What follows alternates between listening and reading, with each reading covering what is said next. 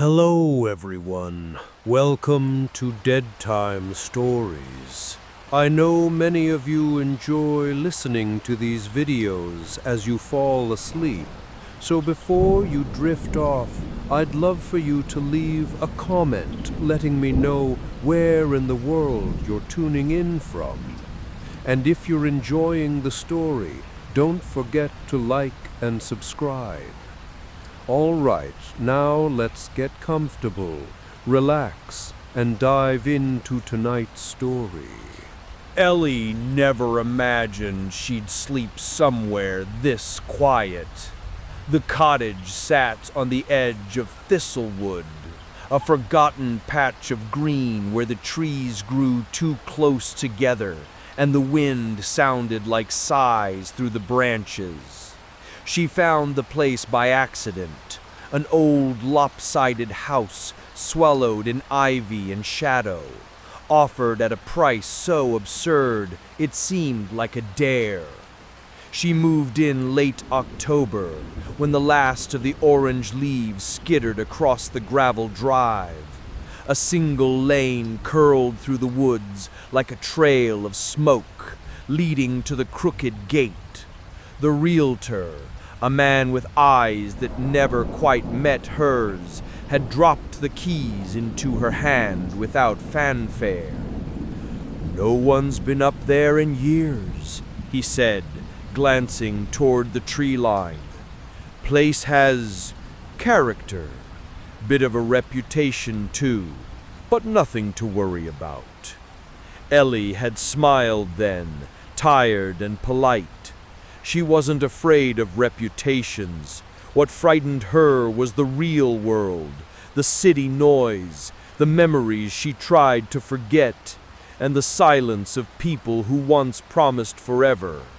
She wanted quiet, and the house promised quiet. That first night, she made a bed on the floor of the upstairs bedroom. The hardwood creaked with every step, and the air smelled faintly of earth and rust, but the windows looked over dark hills, and the stillness wrapped her like a cocoon. She fell asleep to the rhythm of wind brushing the roof, until something else joined it, a sound so soft it was almost imagined, a whisper right beneath her. A drawn-out breath, then the faintest syllables, too quiet to understand. She sat up slowly. "Hello?" she whispered. Silence. She knelt beside the bed and pressed her ear to the wooden floor. For a moment, there was nothing but the faint hum of wind. Then, tap, tap, tap. 3 slow knocks from underneath. Ellie didn't scream. She sat frozen, ear still pressed against the wood, listening to her own pulse hammer in her neck. The knocking was gone now. 3 measured taps, and then stillness, as if the house had decided that was enough for one night. She rose slowly, crawling back into bed. She pulled the quilt to her chin and stared at the ceiling, trying to reason with herself. It was probably the pipes, or the wood settling. Maybe a squirrel in the crawl space beneath the house. That was normal, right?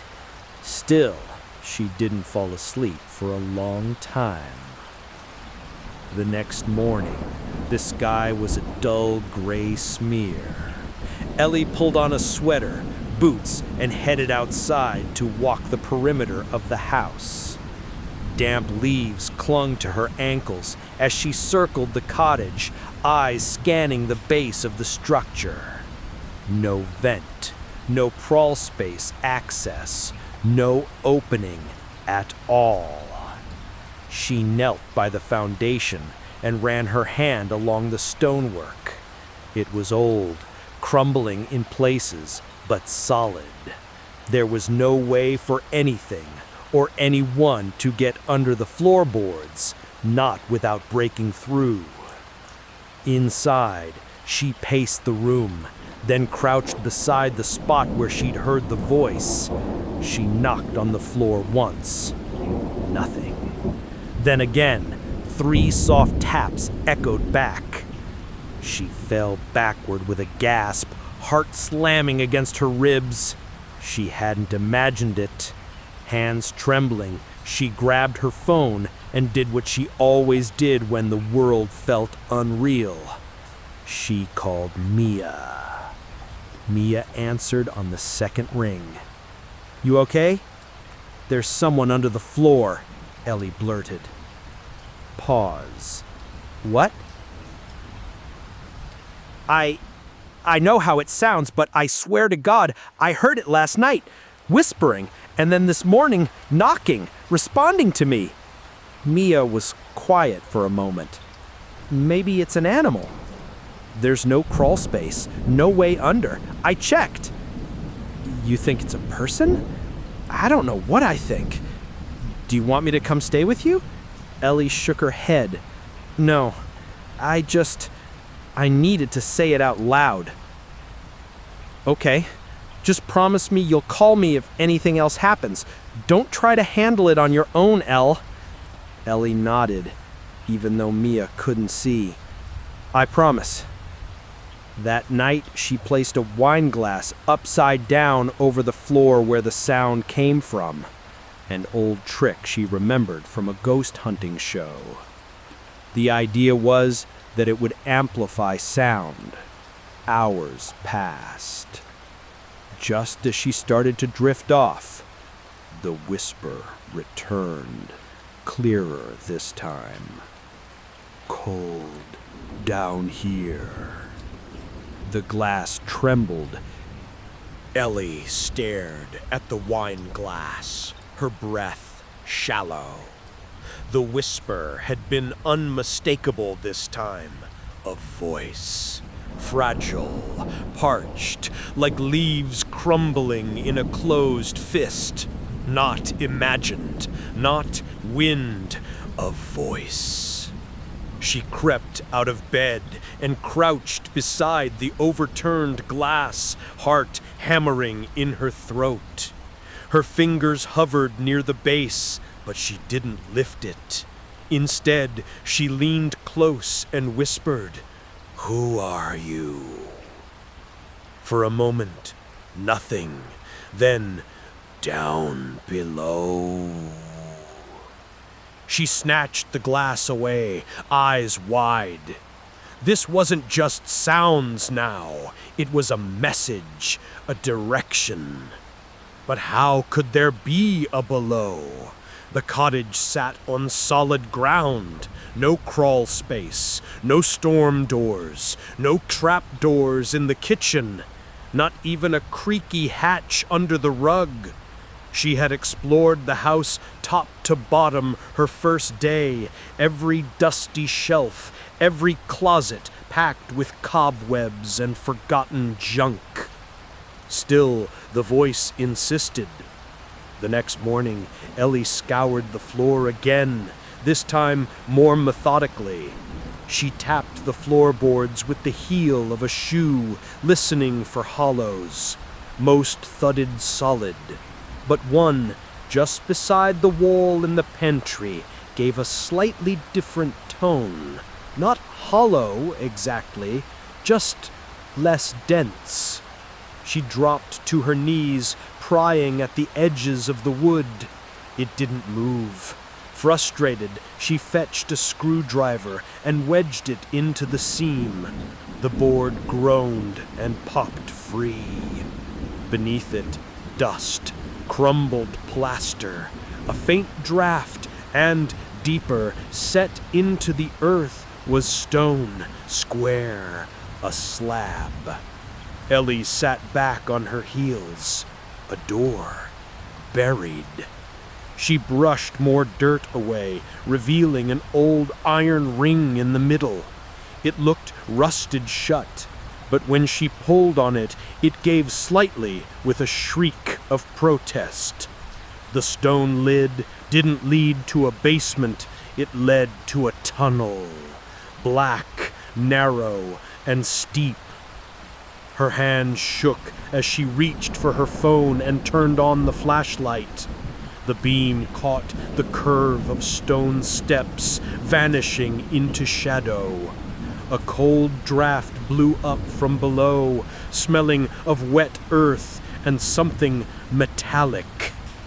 She was still kneeling there when her phone buzzed, a text from Mia. "Hey, you okay? I had a weird dream last night about a hole in your house. Call me." Ellie didn't move. Her light trembled over the dark mouth of the tunnel. Below, something whispered again, "Come see." Ellie didn't go down that day.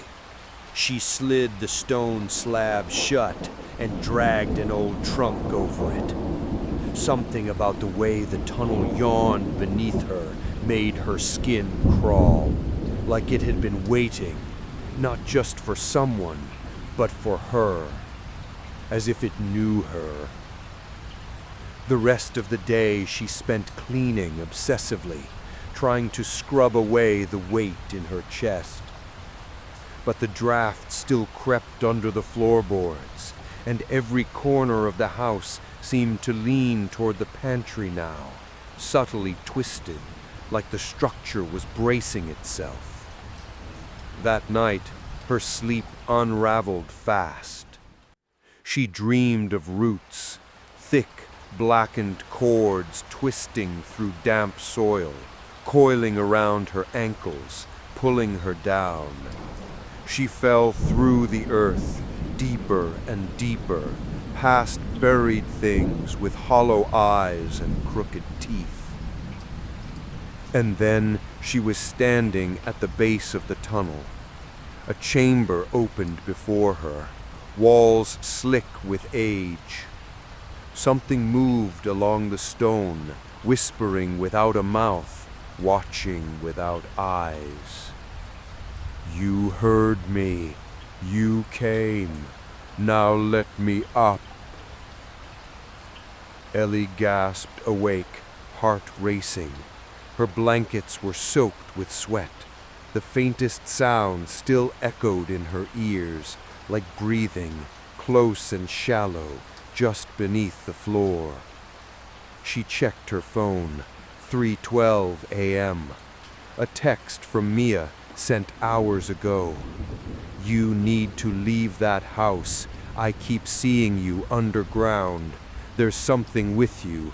It has your voice." Ellie stared at the message.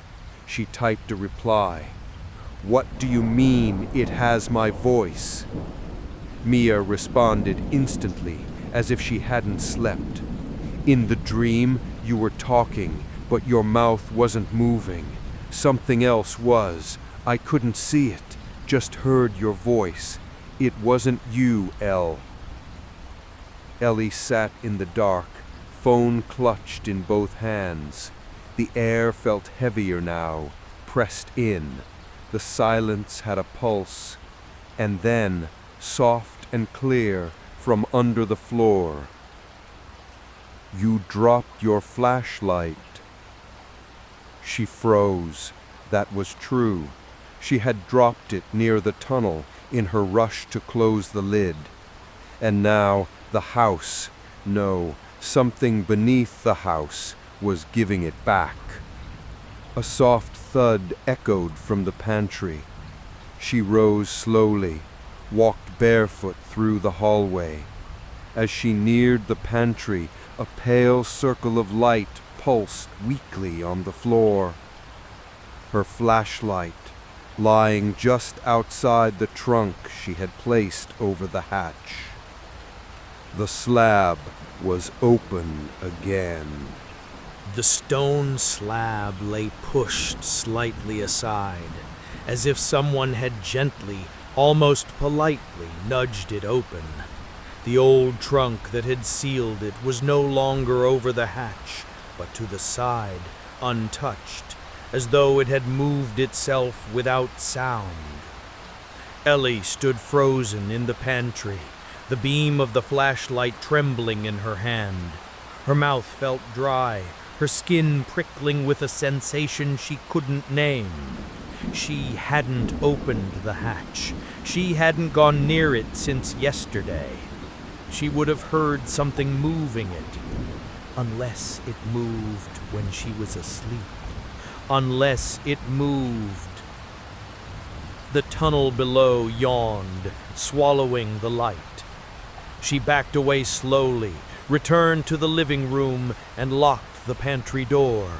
It felt absurd, locking a door against a hole in the floor, but it gave her a sense of control, a fragile, momentary illusion. She called Mia. "Ellie?" Mia's voice was thin, anxious. "I was about to call you." "I need you to tell me about your dream. All of it." There was a pause. "Okay," Mia said, voice low. "You were in this room made of rock, like underground, but not man-made. You weren't alone. Something was in the dark with you. I couldn't see it, just its shape. It had long limbs, too long, and it didn't touch you, but it was near, and you were talking to me, but your lips weren't moving." Ellie's stomach turned. "What was I saying?" "That I needed to help you, that it was almost ready." "Almost ready?" Mia's voice trembled.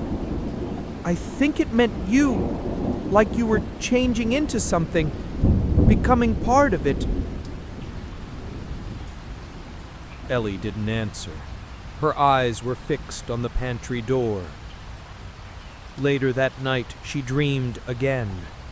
In the dream, she stood at the top of the stone stairs, looking down. The tunnel was filled with a strange light, not electric, but something older, pulsing like breath. She descended, her feet bare and silent. At the bottom, she came face to face with herself. Not a reflection, a duplicate. Same face, same eyes, but no mouth. And yet the voice came from it. "You're the key. You don't have to be alone anymore." Ellie woke gasping, hand clutched over her own mouth. The house was utterly silent.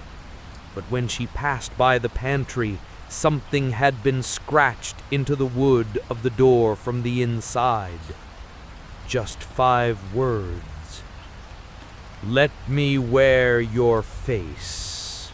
Ellie didn't leave the house the next day. She didn't eat. She didn't speak. She simply sat at the kitchen table watching the pantry door. The message, "Let me wear your face," seemed to shimmer on the wooden surface, carved with something sharp and deliberate. She tried to scrape it away with a paring knife, but the letters wouldn't lift. They were too deep, too permanent. She'd even tried covering them with duct tape. By morning, the tape was peeled off and lying in a neat square on the floor. That was the moment Ellie finally understood she wasn't alone in the house, and maybe she never had been. By noon, she began searching for any record of the house. She pulled out the crumpled property documents, old deeds, tax histories, all sparse and vague. The name Redfern appeared once, then vanished. No blueprints, no permits for a basement, no mention of a cellar, tunnel, or burial site. She expanded her search to the town itself. There were whispers, forums, local blogs, barely maintained pages talking about disappearances near Thistlewood. None proven, just stories. One stuck out. An old blog post from 10 years ago. No author name, no photos, just text. The house on the edge of the woods opens when it's ready. It waits. It learns your shape, your sound, then it takes. Never fast, always gently, until you forget what you were before it. She closed the laptop with shaking hands. She knew with a creeping certainty that going down into the tunnel would change her. Whatever was below didn't just want her to see, it wanted her to become. The whispering returned that night, louder. It no longer waited until she was in bed. It followed her room to room. In the living room, almost ready. In the hallway, so close now. By the mirror, you'll look better in me. And then, from inside the pantry, the unmistakable click of the door unlocking itself. She turned slowly. The door creaked open an inch. Her flashlight flickered. From the darkness beyond, she heard her own voice whisper, "Why fight it?" Ellie didn't remember walking to the pantry. One moment she stood in the hallway, frozen, staring up a door that had opened itself. The next, her hand was on the knob, her breath fogging in the sudden chill that leaked up from below. The stone slab had been pushed fully aside again, the tunnel open, the flashlight she had retrieved flickering weakly at the top of the steps. She stepped down. It was like the darkness had weight, thick and warm like breath. The further she went, the less she trusted her own feet. The walls of the tunnel were moist and strangely smooth, pulsing with some deep rhythm, like the house itself had a heartbeat. At the bottom, the tunnel curved, opening into a chamber she hadn't seen before. It was square, carved from dark stone, and every wall, floor to ceiling, was covered in mirrors. Not pristine mirrors, no, these were warped, fogged with age, smudged with handprints. And in them Ellie saw herself, hundreds of selves, each reflection different, one smiling when she wasn't, another with eyes entirely black, one grinning wide and wrong like a marionette unstrung. But the one in the center, that one stepped forward. It matched her perfectly, except it blinked when she didn't, and it smiled. Then, in a voice that sounded exactly like hers, the mirror whispered, "You're already here. You just haven't accepted it yet." Ellie turned to run. Her flashlight flickered out. The tunnel behind her had vanished. No stone steps, no exit, just walls of mirrors, and that version of herself now pressing a hand to the glass. "You can't leave until I do." Ellie backed away, trembling. Then she noticed something worse. All of the other reflections were gone. Only one remained in every mirror now. Her, but the wrong her, still smiling. Ellie pressed her back to the nearest wall, though it offered no safety. Every surface reflected the wrong version of her, serene, smiling, eyes glittering like frost beneath glass. She raised her hand, and so did the others, but the one in the center mirror was off, just slightly. Her smile lasted a moment too long. Her eyes followed Ellie a beat too late, a mimic, just a breath out of sync. She whispered, "What are you?" The reflection tilted its head. I'm what you'll be when the rest of you lets go. Ellie clenched her fists. I didn't come here for this. But you did, it said softly. You were drawn, like all the others. The house calls to those who are hollowing, the lonely, the hurt. It offers them something better, a cleaner shape. The mirrors pulsed slightly, and in each of them Ellie's reflection wore a new expression: longing, grief, fury, confusion. It was like watching pieces of her past rise to the surface. I'm not hollow, she whispered. The voice sighed. You are. But that's not bad. That's just the start. You came here to be filled. I didn't ask for this, but you answered. Ellie turned, frantic now, pressing against every edge of the chamber. No door, no seams, no air current, only mirrors and stone, and her breathing, rapid and loud. From behind, the whisper returned, closer now. It's painless, you know, the trade. She spun. Her reflection now stepped forward, pressing both palms against the glass, and behind it, deeper inside the mirror's shimmering depth, she saw movement, shadows peeling from the walls, things slithering like oil across the surface. Let me in, it said. Ellie stumbled backward. No! The mirror rippled like water touched by wind. From the glass, her own hand reached out, flesh and bone. It grasped her wrist. Ellie screamed and pulled, but the grip was cold and impossibly strong. Her own face stared back at her now, still smiling. You can go back, Ellie. You can forget all of this. Let me carry the weight for you. And somehow, some small part of her wanted to say yes. To forget the grief, the loss, the aching silence that waited in every room of her life. The hand pulled harder. Then a crack. One of the mirrors behind her split, clean down the center.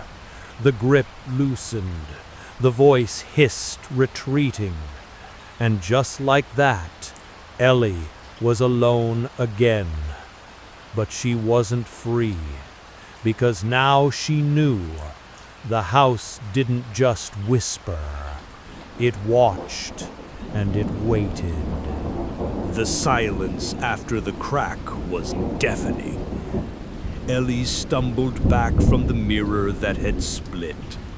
A thin white line now ran through its center like a wound.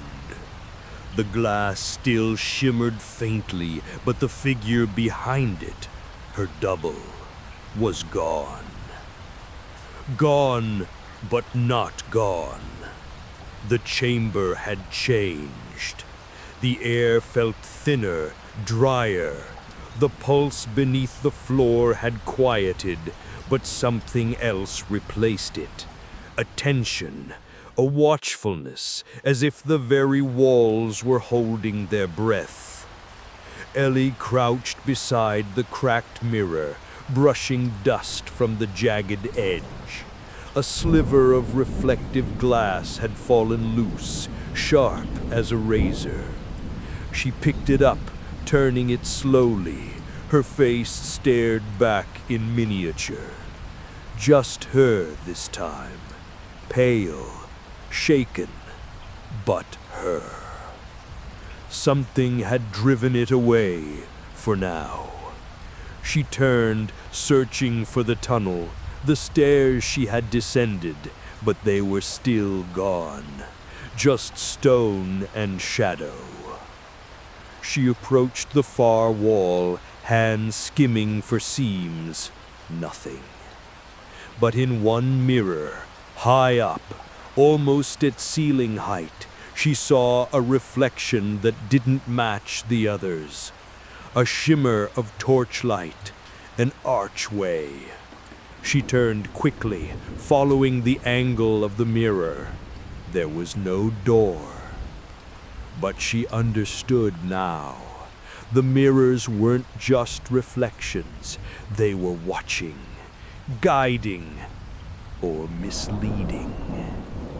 Still, she moved toward where the door had appeared in the mirrored world, pressing her hands to the stone. And this time, the wall gave way. A grinding sound echoed through the chamber. Dust rained from above. Slowly, an opening yawned in the wall, rough and narrow, as if not meant for frequent use. Ellie stepped through without hesitation, driven by something primal. The tunnel on the other side was different, older. The air was warmer here. The walls pulsed faintly with a dull orange glow, like something beneath the stone was burning, but without flame. She walked for what felt like hours. Then the hallway widened into a cavernous space. It was circular, the floor carved with concentric rings, and at the center was a dais. And on that dais, a mirror. Tall, black as oil, framed in rusted iron. Not cracked, not warped, just waiting. Ellie stepped forward. Her reflection stared back. No smile, no mimicry, just her. And then it moved its lips. I didn't crack the glass. Ellie stepped closer. What do you mean? The reflection's mouth trembled.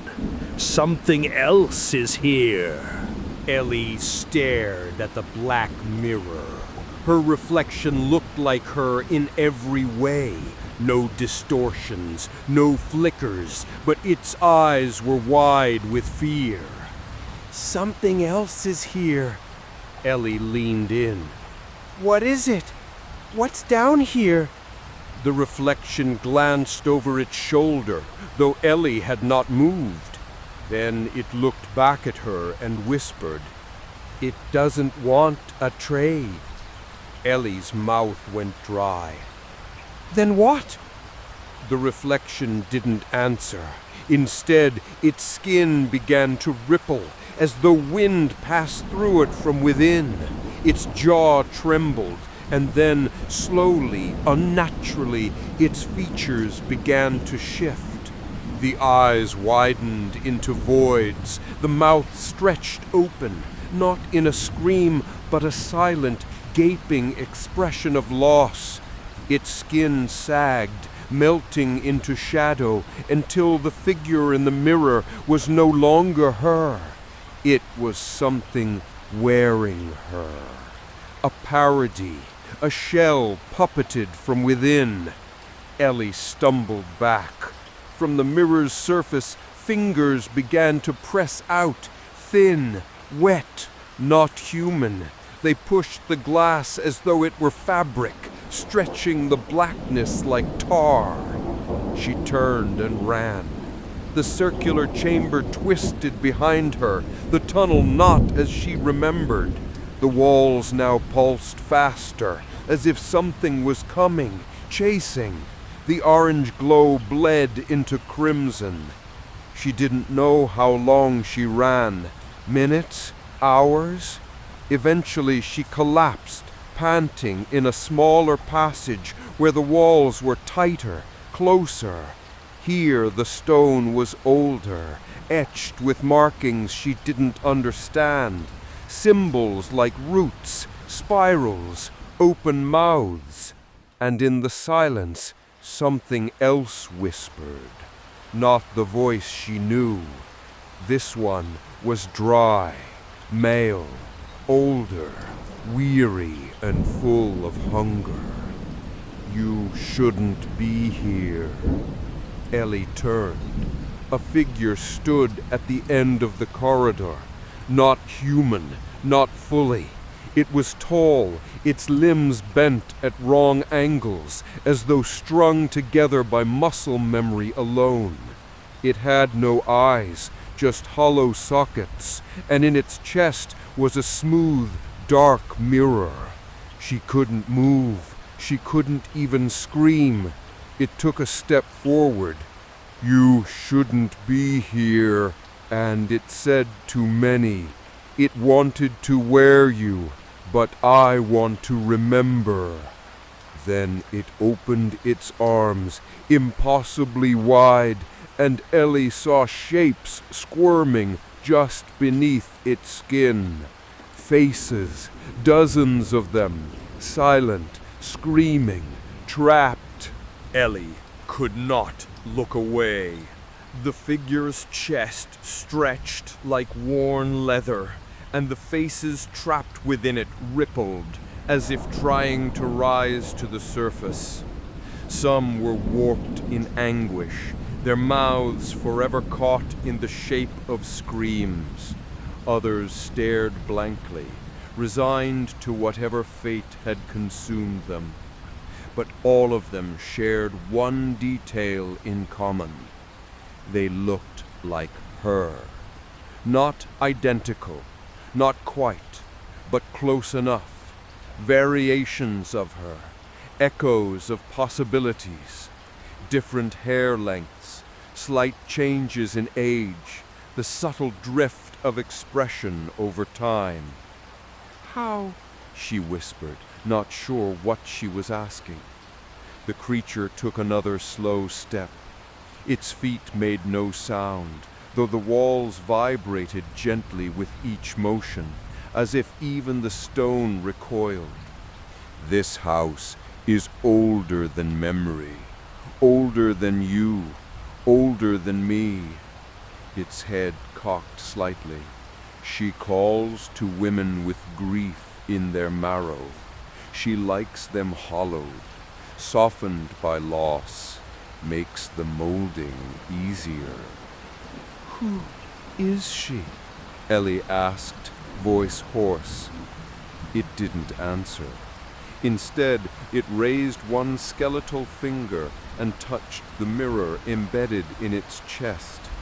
The glass shimmered, and Ellie saw herself again. Not now, not this moment, a memory. She was sitting in the waiting room of a hospital. Her sweater was damp with tears, her phone buzzing in her lap. Her eyes red, hollow. That was the night her mother died. The reflection shifted. Now Ellie was standing alone in her old apartment, packed boxes around her, staring at the ring on the table, the one she never got to return. Another flicker. This time, she was at the edge of a bathtub, pale pills in her hand. Ellie turned away, biting down a scream. You've been watching me, she choked. She feeds on the ones who ache quietly. She burrows in the cracks you try to seal. And if you let her in... It leaned closer, the skin of its face twitching. She wears you like a name. A sound echoed behind her. Footsteps, not distant, not uneven like the creature's. Measured, familiar. Ellie turned toward the sound, her heart stuttering. Someone was walking toward her. And when she saw the figure step from the tunnel's mouth, her breath caught. It was her. Identical. Every detail perfect. Except the eyes. The eyes were so empty. The figure stepped from the shadows, and Ellie felt her knees weaken. It wasn't just resemblance, it was replication. Her same dark eyes, her freckled skin, her heartbeat imitated in posture. A perfect rendering down to the slight scar above her right eyebrow from childhood. But the moment Ellie met its gaze, the illusion cracked. The eyes held nothing. No history, no thought. They reflected light, but not life. The double smiled.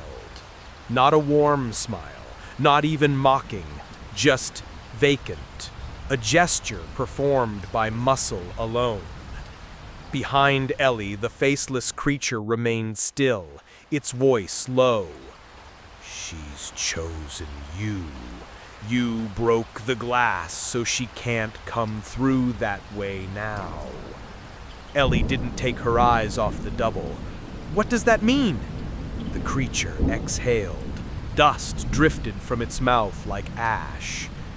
"She'll have to take your body the slow way, from the inside, with permission." The double took another step forward, barefoot and silent. Her eyes remained fixed on Ellie's, pupils so dark they seemed to bleed into the iris. Ellie raised her hands. "Stay back!" The thing didn't stop. It raised its own hand, mirroring Ellie's gesture, but its fingers flexed too long, bending slightly wrong, like it hadn't figured out what being human was supposed to feel like yet. "I'm not yours," Ellie said. The double tilted its head, and for a moment, just 1 second, its expression shifted. Pain, hunger, desperation. "But I'm yours," it whispered. The voice was perfect, her own voice, softer, as if echoing from a cave. From behind, the faceless creature moved. "You have one way out." Ellie turned. "What is it?" "Give me your grief." She blinked. "What?" "I'll take it from you, hollow you out before she does, leave you clean, numb. She can't wear what's already been emptied." Ellie turned slowly, eyes darting between the creature and the imitation of herself, who now stood just feet away. Two impossible choices. The thing that would wear her, and the thing that would empty her. The mirror-faced figure stepped forward. "Say yes, I'll keep it for you, all of it." Her double's voice echoed behind her. "Let me carry you. You don't have to feel anymore." Ellie clenched her fists, every breath tight with panic. They were circling her now, and all she could hear was her own voice, repeated from 2 mouths. "Let me in." Ellie stood trapped between 2 impossible reflections of herself.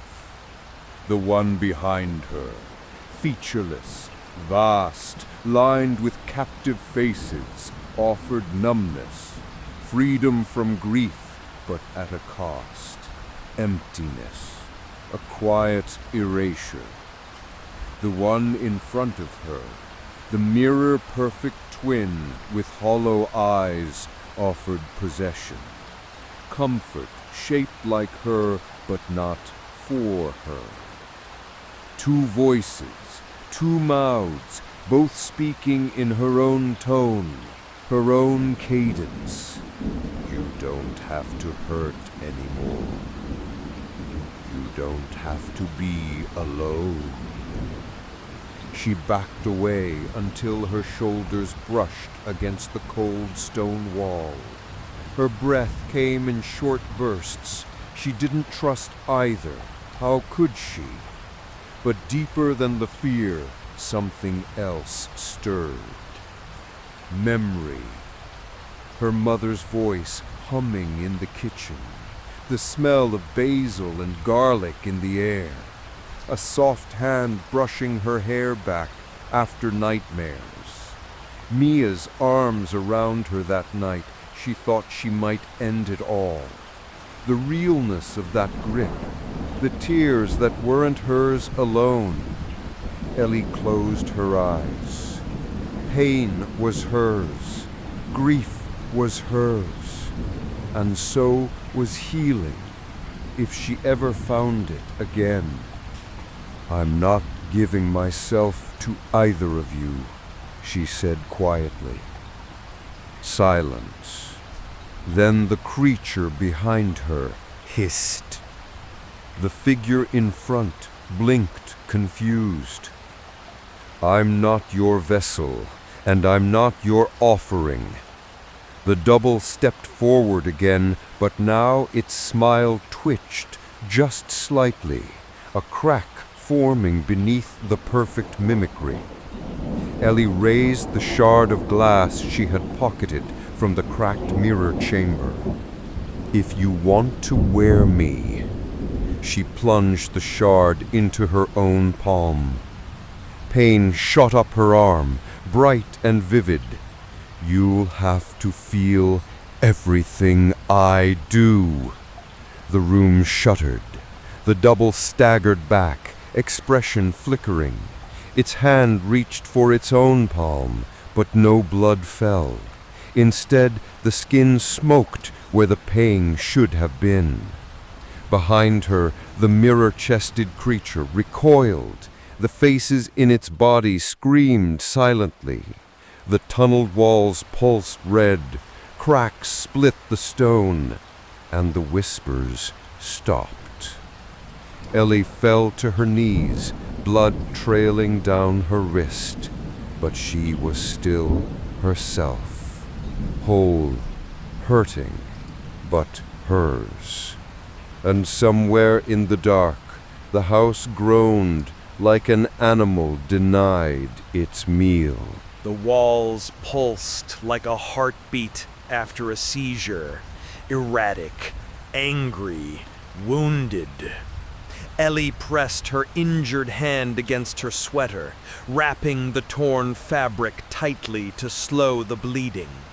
The glass shard now lay beside her, its edge dull and blood-wet, humming faintly. The two entities had vanished into the stone as though swallowed, but their presence lingered like the fading stench of rot. She forced herself to stand. The chamber around her seemed different now, less dreamlike, less detached. The air was thicker, metallic. The markings along the stone walls glowed faintly red, like veins illuminated from within. And then, a long crack split the wall beside her. It didn't sound like stone breaking. It sounded like flesh tearing. Ellie stumbled back as a dark, wet slit opened down the wall, and from within liquid seeped. Not water, not blood. Something darker, thicker.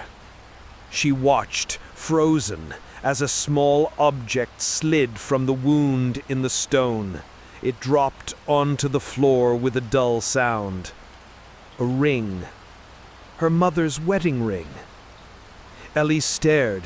It couldn't be. She'd buried it with her.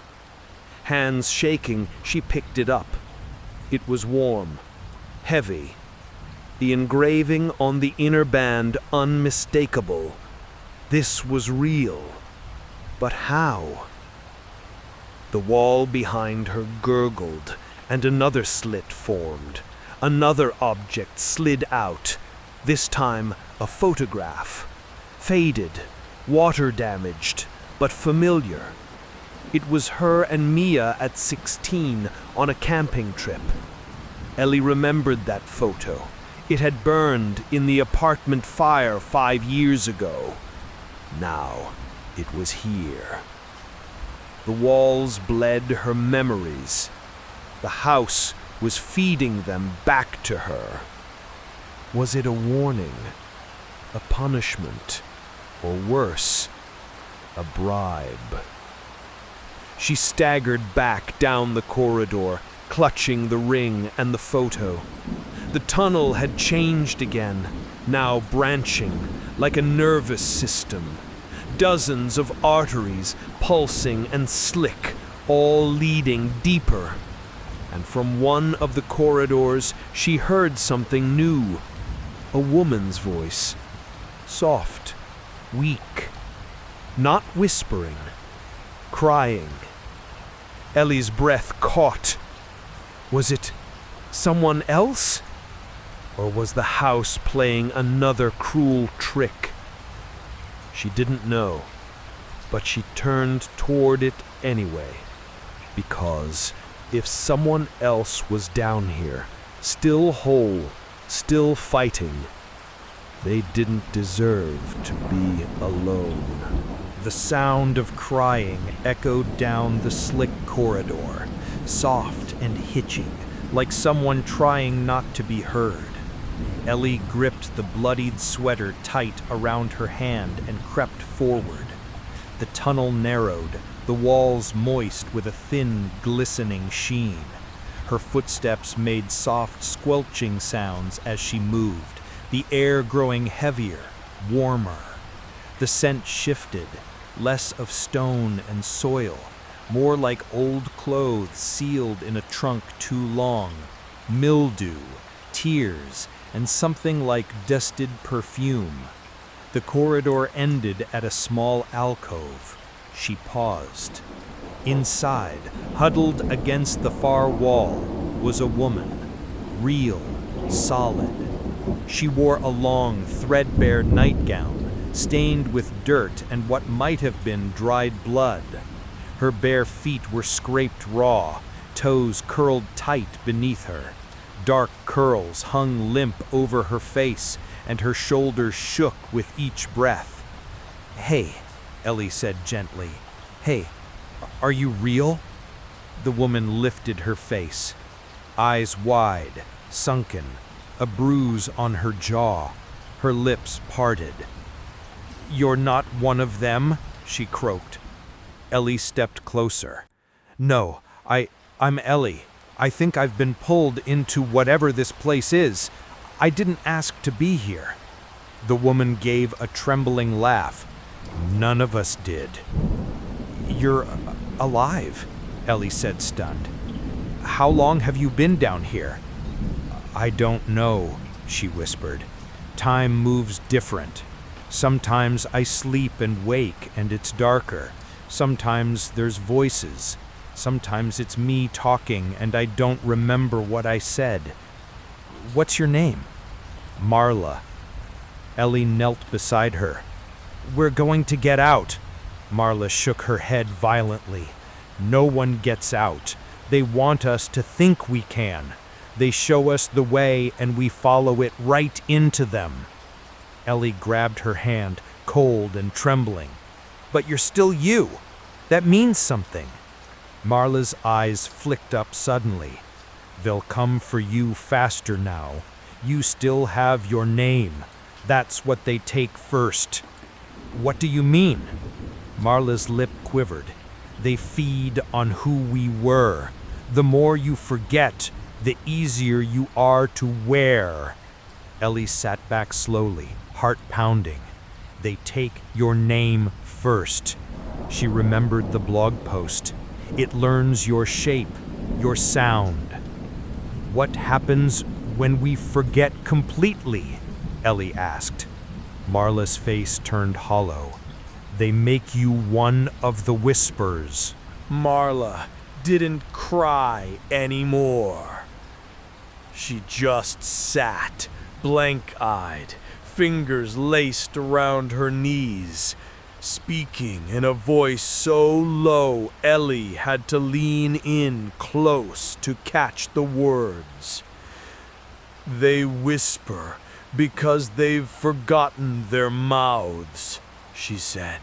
Not just the shape, what it's for. They tried to say who they were, but it comes out wrong, hollow. Ellie shivered. What happens if they remember? They can climb, Marla said, but the house keeps them quiet, keeps all of us quiet, eventually. Ellie didn't want to ask what climb meant. She glanced back at the corridor behind her. The walls didn't look like stone anymore. They pulsed, dark veins snaking through the surface like blood through muscle. The place felt less like a house with every step and more like the inside of something alive. "How did you get here?" Ellie asked. Marla shook her head slowly. "I was looking for my sister. She came here years ago. Thought I could find her. Thought I heard her voice through the trees. But it wasn't her." Her mouth tightened.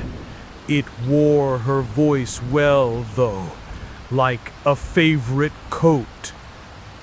Ellie crouched, searching Marla's expression for signs of fading. She still looked human, but barely.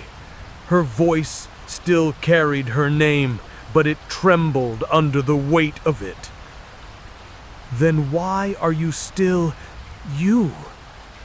Marla looked at her, and for a moment something clear flickered through the fog in her eyes. "I never told the house my name," she said, not out loud. "It tries to take it, coax it from you, in dreams, in memories. But if you never say it here," she touched her chest with a trembling hand, "it can't unmake you." Ellie nodded slowly, heart racing. The house wanted her to speak her name aloud, to claim herself here, so it could undo the pieces of her, unravel her from the inside out. And she'd already slipped twice now. She whispered it once to the pantry, and once more to her reflection. Ellie felt suddenly cold. "You have to get out," Marla said, gripping her wrist, "before it learns you too well." From the tunnel behind them, a soft sound echoed. Not footsteps, breathing, wet, ragged, mimicked, and then a whisper, so close it tickled the inside of Ellie's ear. "Ellie!" Ellie froze. The whisper coiled around her spine like cold water.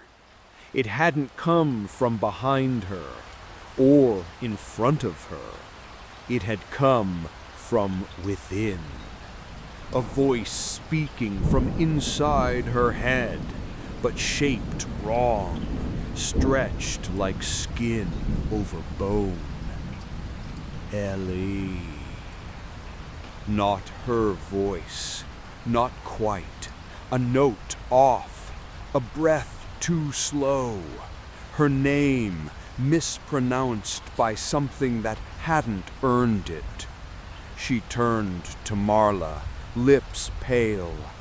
"It said my name!" Marla's expression collapsed. "Then it's already wearing you." "No, it can't be. I'm still me." Marla didn't answer. She just stared at Ellie's reflection in the damp wall beside them. Ellie turned. Her reflection stood still, shoulders stiff, posture exact. but its mouth was open, smiling. It mouthed her name again. No sound, just lips moving, practicing. Ellie reached up and ran her fingers through her hair, watching the reflection mirror her, except it blinked out of sync, 2 seconds too slow. "I have to leave." Marla touched her arm. "If it's spoken your name, it can follow you anywhere. You leave now, and it follows. Wears your shape until you forget you ever had one." "So what do I do?" "You fight back." Marla's voice was firmer now, her spine straightening. "It feeds on memories, on sorrow, on names. You deny it that. You starve it." "How?" "Tell me something about you," Marla said.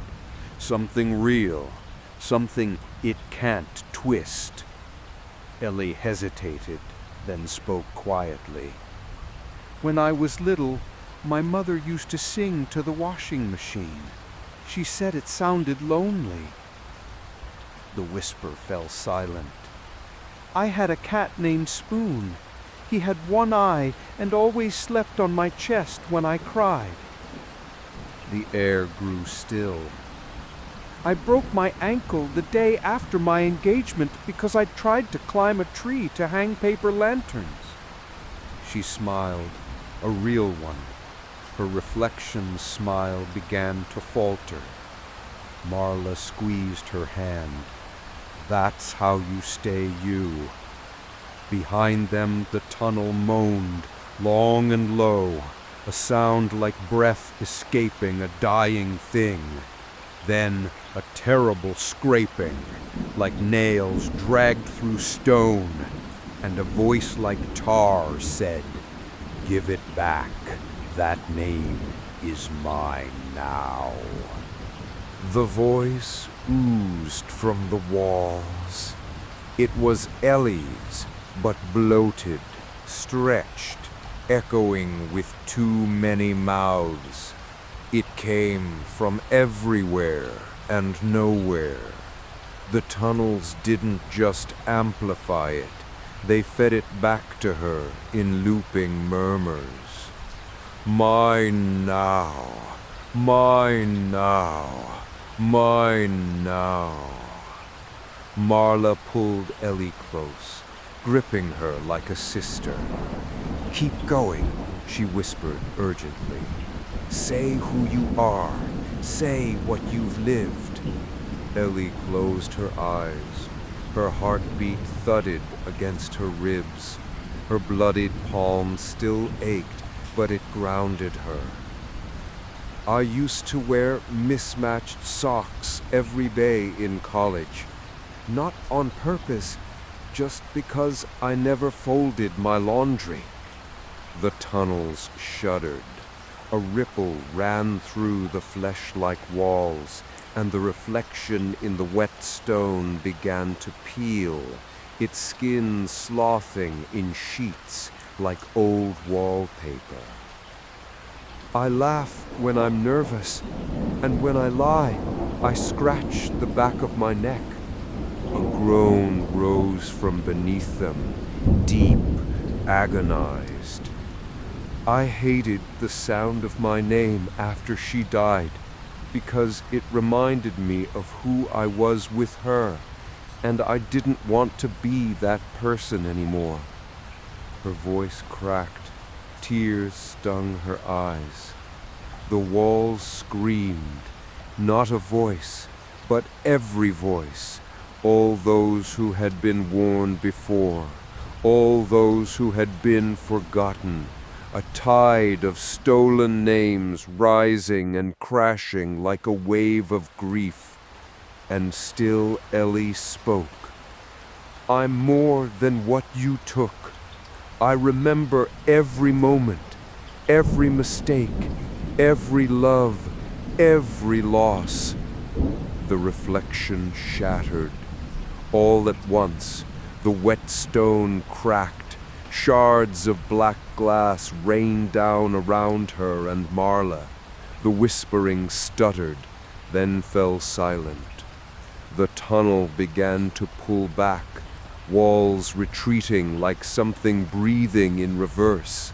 The tight passage opened wider, and in the distance something gleamed. Light, real light. Marla gasped. It's the way out.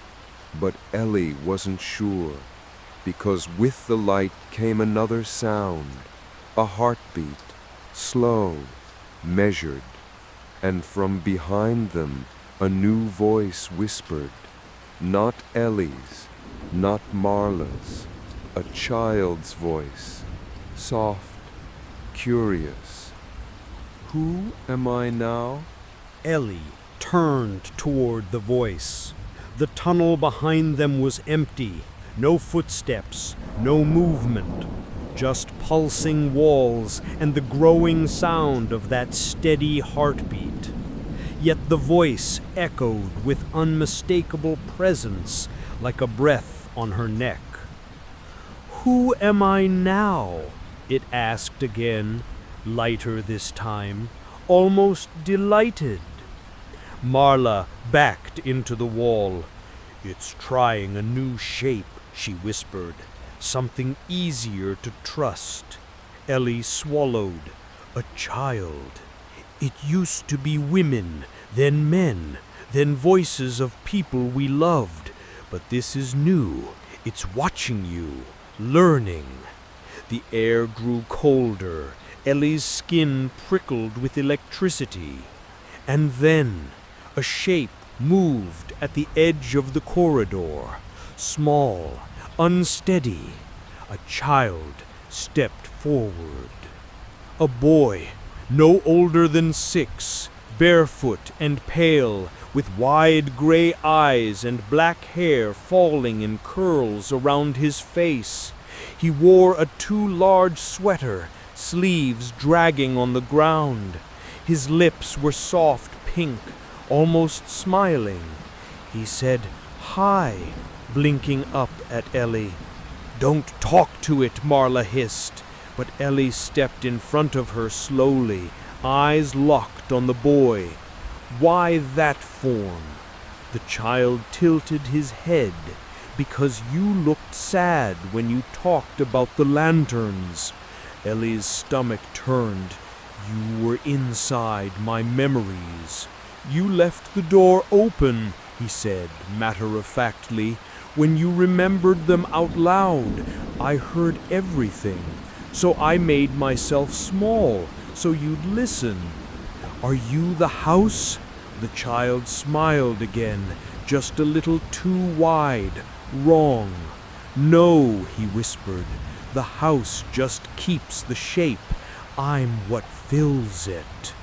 Marla gripped Ellie's arm, her voice dry. "We have to go, now, before it roots." But Ellie couldn't move, because the boy reached into his oversized sweater and pulled something out.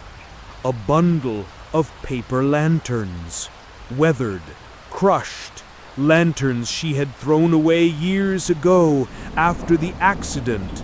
"I kept them for you," he said, holding them out with both hands. Ellie's voice shook. "Why?" "Because I want to live in your light." He took a step closer, and the tunnel walls murmured with his footsteps. Marla yanked her back. "That's not a child, that's a seed." Ellie blinked. "A what?" Marla's voice was tight. "It plants itself inside you. A kindness first, then it grows." And Ellie realized her hand had already reached out. Ellie yanked her hand back as if burned. The child's expression didn't change. He simply lowered the paper lanterns, folding them carefully against his chest, eyes never leaving hers. "I'm sorry," he said softly. I thought you wanted to be warm." Marla grabbed Ellie's wrist and pulled her backward, forcing her down a branching tunnel. "Don't answer it. Don't feel for it." "He was kind," Ellie murmured, voice dazed. "No," Marla said. "He was perfect." They ran, the light at the end of the tunnel flickering like a star in fog. Behind them, the boy didn't chase, but his voice echoed down the passage with eerie gentleness. "I would have kept the sadness small for you." Ellie's steps faltered. Her mind buzzed with longing, uninvited. The weight of her mother's hand on her shoulder, laughter over takeout, her fiancé's voice cracking during his proposal. Grief reshaped itself into nostalgia, warm and safe. That was the seed. Marla saw it on Ellie's face and stopped her. "It's in you," she said, eyes locked on Ellie's. "No, I stopped him." "It doesn't need your touch, it needs your ache." Ellie clenched her fists. "Then help me cut it out." Marla nodded grimly. They stopped in a circular alcove and knelt on the cold stone. Marla took Ellie's injured hand and reopened the wound with the same glass shard. Blood welled again. "Now speak it, not what hurts, but what he turned it into. Give it shape, so it can't fester unseen." Ellie's lips trembled. "He made my mother's voice sound like a promise. He made me feel like I could go back." "What else?" "He made the loss beautiful." Marla gritted her teeth. "That's the lie.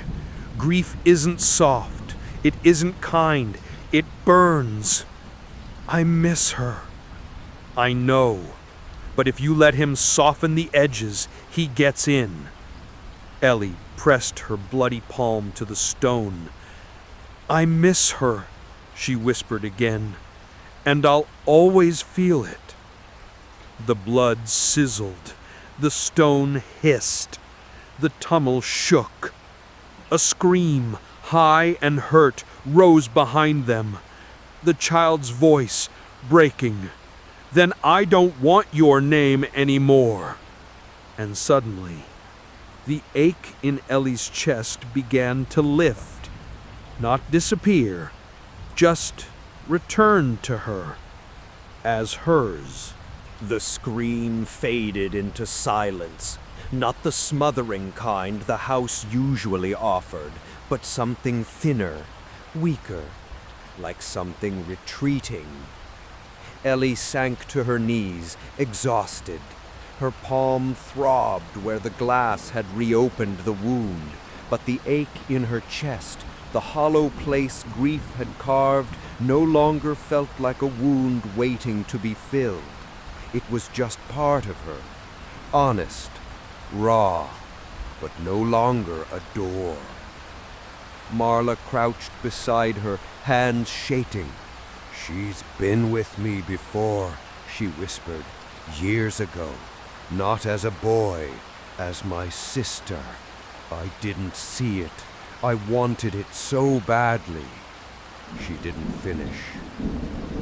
They stayed there in silence for a long time, breathing, listening, and for once the tunnel didn't whisper back. The walls were still, damp, but inert. The pulse that had once vibrated through every inch of stone was fading. Ellie looked toward the distant shimmer of light. "Do you think we're close?" she asked. Marla shrugged. "No one's ever made it that far, but the rules are bending. That means something."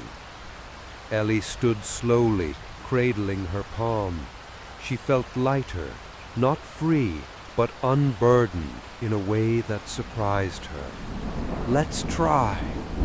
The two of them moved through the corridor together, step by step. The tunnel still twisted, still pulsed faintly in their bones, but the voices had grown fainter, more echoes than presences now. A chorus of those who once screamed, once whispered, but no longer had mouths that remembered how.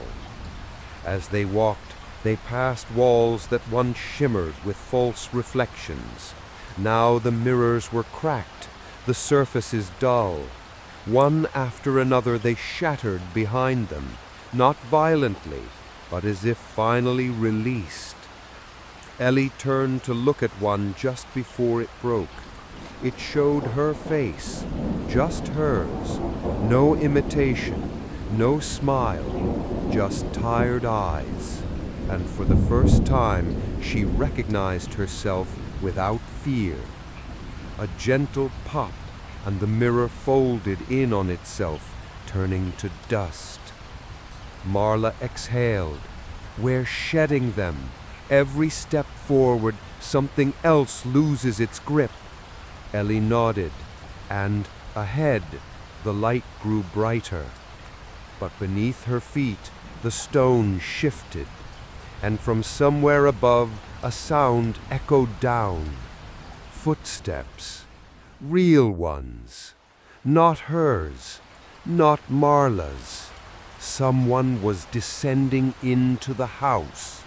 The sound of footsteps was unmistakable, measured, slow, alive. Ellie stopped walking. The faint glow ahead dimmed as if the house sensed her hesitation. Marla turned toward the sound too, her eyes, wide and brittle, locked on the tunnel behind them. Another one, she whispered. Someone new. Ellie felt dread claw up her spine. No one's supposed to be here. No one ever is, Marla said, but the house always finds another name. The steps grew louder, stone scraping under boot soles. Not the soundless glide of the mimicry things. This was real, flesh and breath and ignorance. Then, just at the edge of sight, a flashlight beam cut through the dark. "Hello," called a voice. A man's, clear, unafraid. Ellie's stomach dropped. She recognized the voice. Mia's older brother, Nathan. He'd always been protective, calm, rational, kind. He'd helped Ellie move out of her apartment after the fire. She hadn't seen him in over a year. Why would he be here? She stepped toward the beam, instinctively, but Marla caught her arm. "No," she said sharply, "it's not him." "It's his voice," Ellie breathed. "They're smart. They adapt. They dig through you until they find the ones you'd follow without question." The beam turned, catching both of them in its light. A shape followed it. Shoulders broad, a familiar wool coat, the same faint scar above his brow. "Ellie," Nathan's voice cracked with relief. "Jesus, are you okay? What is this place?" Ellie's throat tightened. "How are you here? I followed your trail. Mia was worried. You weren't answering your phone. I found your car, then the tunnel." He was only 10 feet away now. Every word sounded right, but his eyes didn't blink, not once. "Nathan?" Ellie whispered. He smiled softly. "It's okay. You're safe now." Marla backed into the wall, whispering over and over, "No mouth, no mouth, no mouth." And Ellie realized this one wasn't wearing her memories. It was wearing Mia's. Nathan held out a hand. "Let's go home." Ellie didn't move because the flashlight beam was steady, but there was no flashlight in his hand. Ellie's eyes dropped to the hand Nathan extended toward her, open, relaxed, too perfect. Then back to the beam of light that bathed the corridor. It flickered, not with the jittery stutter of a dying bulb, but with breath, like lungs drawing light in and exhaling it out again. The light wasn't from a flashlight.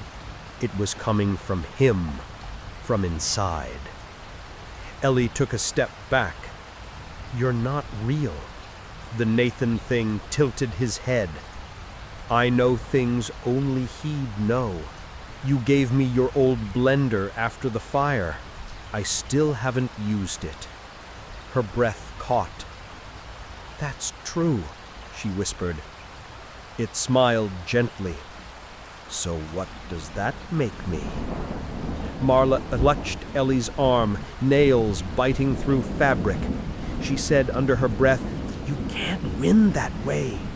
It'll take everything good you remember and use it like bait." The thing took another step forward. "Why suffer?" it asked softly. "Why keep walking deeper when I can take you back? Let me walk you to the surface. You can sleep. Forget this place.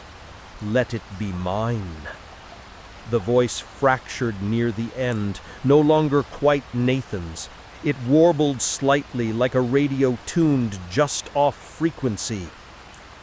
"I'm not giving you my face," Ellie said. "You already did," it whispered, and for a horrifying second her own voice echoed out of it. That was when the walls behind it moved. The corridor opened up like a throat, stone peeling backward to reveal not more tunnels, but a reflection. Not glass, water, still, black, mirror-like. It showed Ellie standing alone. No Marla, no bloodied sweater, no wound on her hand. Just Ellie, pristine, clean, smiling, the way she used to be. "Step through," the Nathan thing said. "All this ends." Marla tugged at her desperately. "Don't look into it." But Ellie was already staring, because in that mirror-smooth water, her reflection blinked and smiled with her mother's mouth. The surface of the black water rippled just once, and the smile on the reflection deepened, impossibly warm. Her mother's smile, full of forgiveness and quiet joy, the one Ellie had memorized as a child. The reflection opened its arms. Ellie's breath caught in her throat. Behind her, Marla's voice cut through like glass. "It's not her." "I know," Ellie whispered, but she didn't look away. The water showed more now, scenes unfolding like pages turned in a silent book. Her mother seated at the kitchen table, sunlight warming her hair as she laughed at something Ellie had said. Her father, long gone, dancing clumsily in the living room while Ellie twirled on socked feet. Mia holding her hand at the funeral, their grip tight, fingers trembling. Each memory played in perfect clarity, untouched by time. Beautiful. Safe. "Come home," her reflection whispered. "You never had to leave." Ellie took a step closer. The surface of the water shimmered, almost welcoming. She heard Marla sob. "If you touch it, you'll never want to come back." "Maybe I don't," Ellie murmured.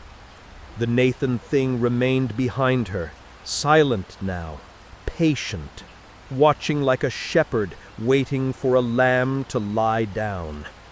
Ellie took one more step and saw the truth. The water rippled again, and for the briefest moment her reflection's smile cracked, just slightly, enough to see the teeth beneath. Too many teeth, thin, brittle, like broken glass arranged in rows. Then it was gone, but she'd seen it. "Why?" Ellie asked the water. "Why use them?" From behind the Nathan thing answered, "Because grief is heavier when it's beautiful. You'll drown faster if you want the weight." Ellie turned sharply. "Then you don't understand me at all." She reached out not for the water, but for Marla, gripped her hand, and walked away. The water hissed. The memory dissolved behind them like ash in wind, and for the first time, the house screamed in rage. The scream shook the corridors like an earthquake. Stones split, walls cracked. The floor beneath Ellie and Marla buckled, forcing them to cling to each other as the tunnel trembled with fury. Not fear, not hunger, wrath. For the first time, the house didn't murmur or whisper or tempt. It howled. "You broke the illusion," Marla gasped. "You woke it up!" Above them, the air shifted. The pulsing veins along the walls went still. The wet, rhythmic thump, like a heartbeat heard through fluid, ceased. Then a new sound came. Not whispered, spoken. "No more shapes," the house said. "No more mouths. I will show you what I am." A rumble, deep and constant, vibrated through the air. And then the corridor walls peeled open, not shattered, not destroyed, but rearranged. It was leading them somewhere. "No," Marla said, pulling back. "This is it. The final deception, the last mask." Ellie held her ground. "Or maybe it's the truth." They walked, slowly, together, into the opened corridor. The tunnel narrowed again, pressing tight around their shoulders. The light ahead wasn't flickering now. It was pulsing, steady, like a lighthouse seen through mist. They stepped through an archway carved with mouths, thousands of them, each one different, each one open in a scream. Beyond it, the heart. The chamber was enormous, spherical, and alive. Veins crisscrossed the ceiling. Wet stone pulsed like muscle, and in the center, suspended from the ceiling by tendrils of glistening red root, was a heart the size of a truck. It beat once, and the wind was knocked from Ellie's lungs. Every pulse exhaled the whispering voices. Every contraction wept blood down into shallow channels along the floor, rivulets of memory, pooling into swirling basins that shimmered with lives stolen and worn. Marla fell to her knees, eyes wide. This isn't a place, it's a thing, a living memory engine. Ellie stepped toward it, her hand trembling.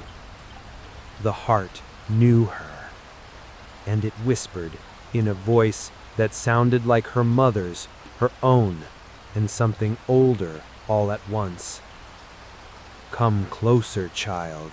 Give me what you've carried, and I will carry you." Ellie took one cautious step forward, her bare feet warm beneath her.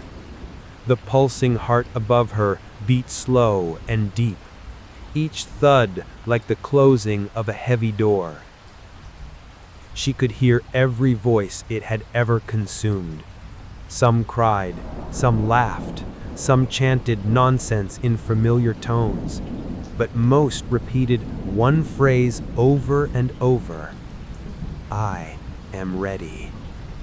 The heart swayed slightly, suspended by its root-like cords, glistening with a dark sheen that wasn't blood, but memory made physical. From within, shapes moved. echoes of people, faces stretched and folded like wet paper. Some screamed silently, others reached out, and beneath it, a pedestal. Simple. Stone. Waiting. Marla grabbed Ellie's arm. Don't step closer. That's where it takes the last piece. What piece? Marla's lips parted, and for the first time, Ellie saw fear in her eyes. Not the panic of being hunted, but the horror of knowing. It doesn't want your body. It doesn't even want your name. Ellie's voice trembled. Then what? Marla's hand tightened. It wants your choice.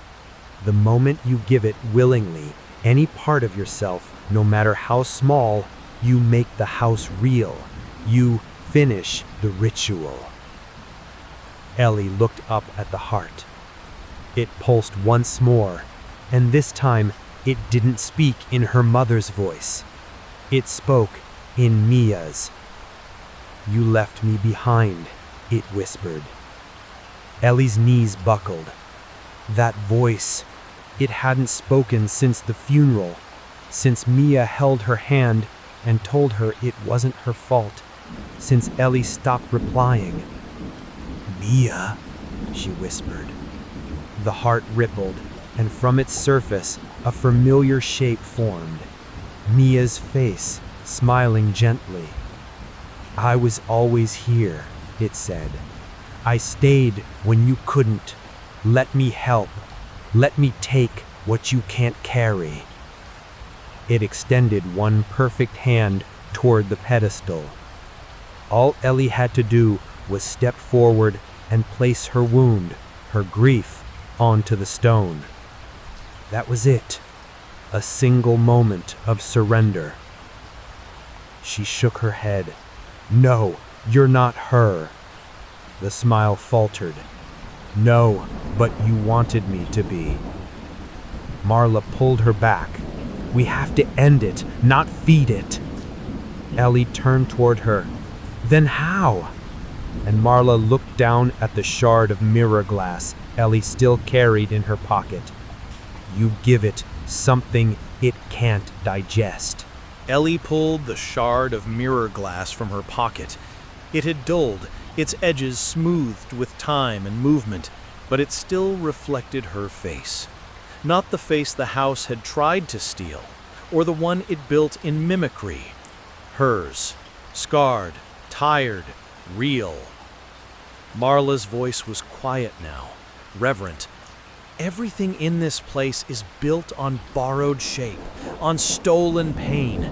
But truth, your truth, can't be worn. Ellie stared at the heart. It pulsed in long, greedy rhythms. More of Mia's voice spilled from its folds, now soft, now furious, now pleading. Around her, the voices rose and fell.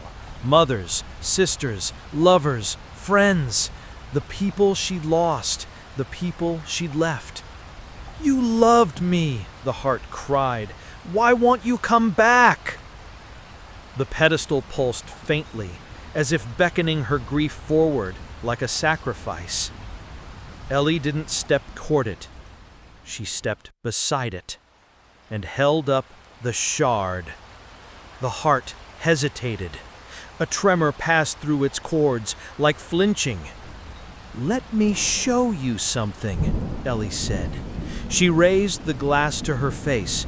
I'm still grieving. I still ache. I still wake up some nights and think she's alive. And I'm allowed to. The glass shimmered. Her face remained. The voices began to stutter. You can't survive that pain, the heart whispered. You need to let it go. No, Ellie said. I need to carry it, because it was real, and I will not let you turn it into something you wear. The shard began to hum, not with sound, but with pressure, like a tuning fork in her palm. Marla stared at it. It's remembering.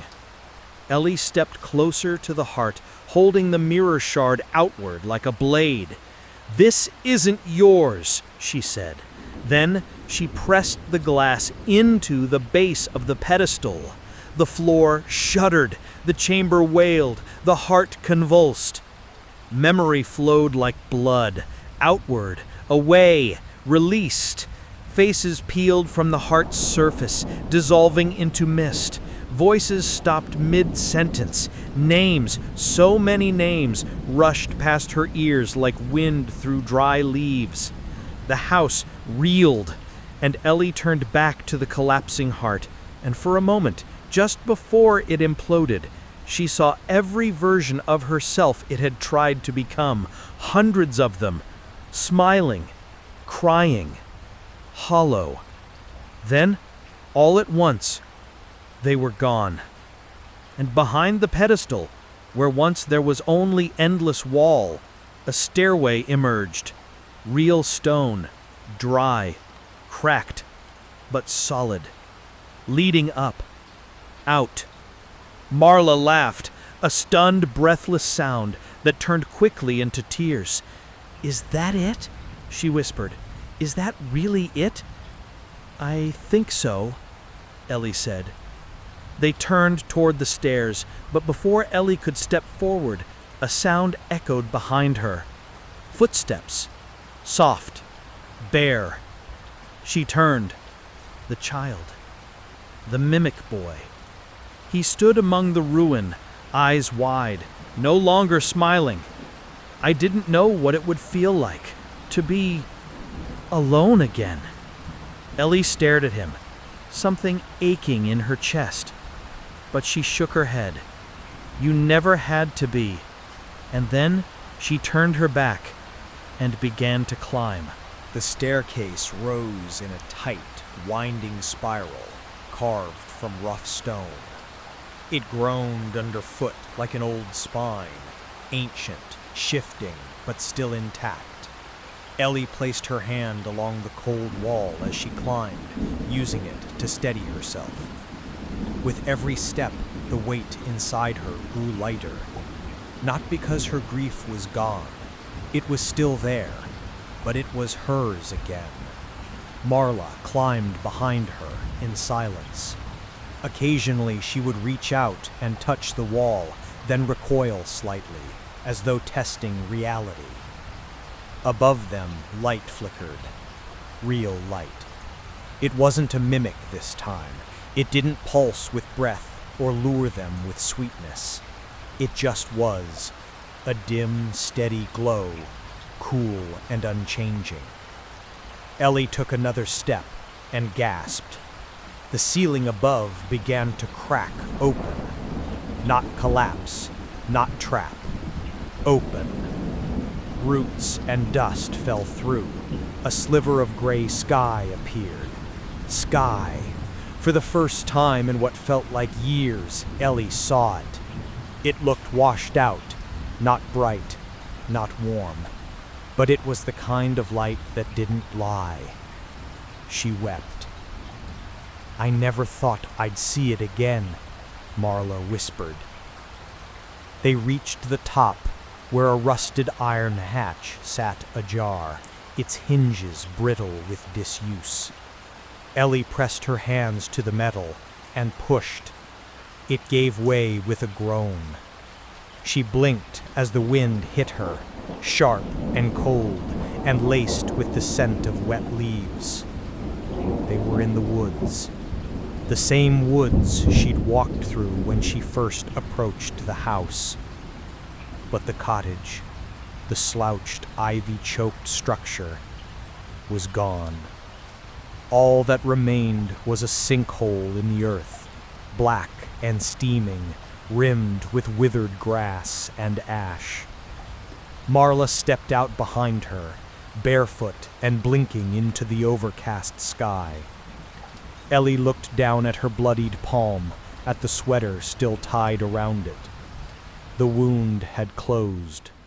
No scar, just warmth. The whispering was gone. No echoes, no mimicry. The house was gone. But the story wasn't over. Because somewhere, far in the trees, a new sound stirred. A woman's voice, calling a name that wasn't theirs. Ellie stood at the edge of the collapsed ground, wind threading through her hair, the sky above, pale and indifferent. Marla leaned against a tree nearby, face tilted upward like someone relearning the rhythm of real air. But neither of them moved, because the voice, soft, uncertain, still called out through the trees. "Helen, are you there? It's me." Ellie closed her eyes. The name wasn't hers. It didn't belong to Marla either. But the sound of it still scraped against something inside her, like a half-forgotten memory humming through a cracked piano string. Marla turned, eyes sharp. "It's calling again." "Different name," Ellie murmured. Marla nodded. Same trick. From the shadows between the trees, a figure appeared. A woman in a long coat, scanning the woods, her face pale, her steps cautious. In her hands, a folded piece of paper, an old photograph. She didn't see them yet. Marla crouched low instinctively. She doesn't know. She will, Marla said. "What do we do?" "We stop it here." Marla stood up and walked forward, raising one hand. "Hey!" The woman flinched, clutching the photo tighter. "I'm looking for my sister. Her name's Helen. I got a message, a voicemail. She told me she was staying in a cottage out here." "There's no cottage," Marla said. The woman hesitated. "But I saw it. A little white house with ivy. I passed it on the road. It's just through the trees." Marla looked at Ellie. Ellie shook her head. That's how it begins. The woman took a step toward the edge of the sinkhole, her foot brushing ash. Ellie stepped into her path. "You won't find her, and if you go down there, you won't come back the same." "I have to try," the woman said, voice cracking. "She's my sister. She called me." "No," Ellie said quietly. "Something else called you." Behind them, the ash at the sinkhole's rim shifted. Not wind, a breath, faint, waiting. Marla reached for Ellie's hand. "It's not dead," she whispered. "It's just hungry again." And Ellie realized the house had let them go, but it had kept their voices. Ellie stared at the woman's face, open, frantic, already halfway lost. The photograph trembled in her hand, a snapshot of two sisters smiling in some distant summer, framed by picnic trees and the kind of joy no one expects to become haunted. That's what the house fed on, Ellie thought. Not sorrow, hope. "You heard her voice," Ellie said gently. "I believe you, but it wasn't her." The woman's lips quivered. "She said she was cold, said the house was whispering to her, that she remembered me." "That's what it does," Marla said, stepping closer. "It calls using the pieces you left behind, bits of her voice, words you said to each other. It stitches them together and wears them like skin. I have to look." "If you do," Ellie said, "it won't let you come back as you." The woman hesitated. "How would you know?" Ellie unwrapped her hand slowly, revealing the faint line where the glass had cut her. "Because it tried to take me too." The woman looked past her, into the hole, where the ash had begun to shift again, just slightly. No hands, no mouths, just movement. like something was reforming beneath the surface. The house coiling again, remembering. "I need proof she's gone," the woman said, her voice a whisper. Marla reached into her coat pocket and removed a folded slip of paper, worn and thin. She handed it over wordlessly.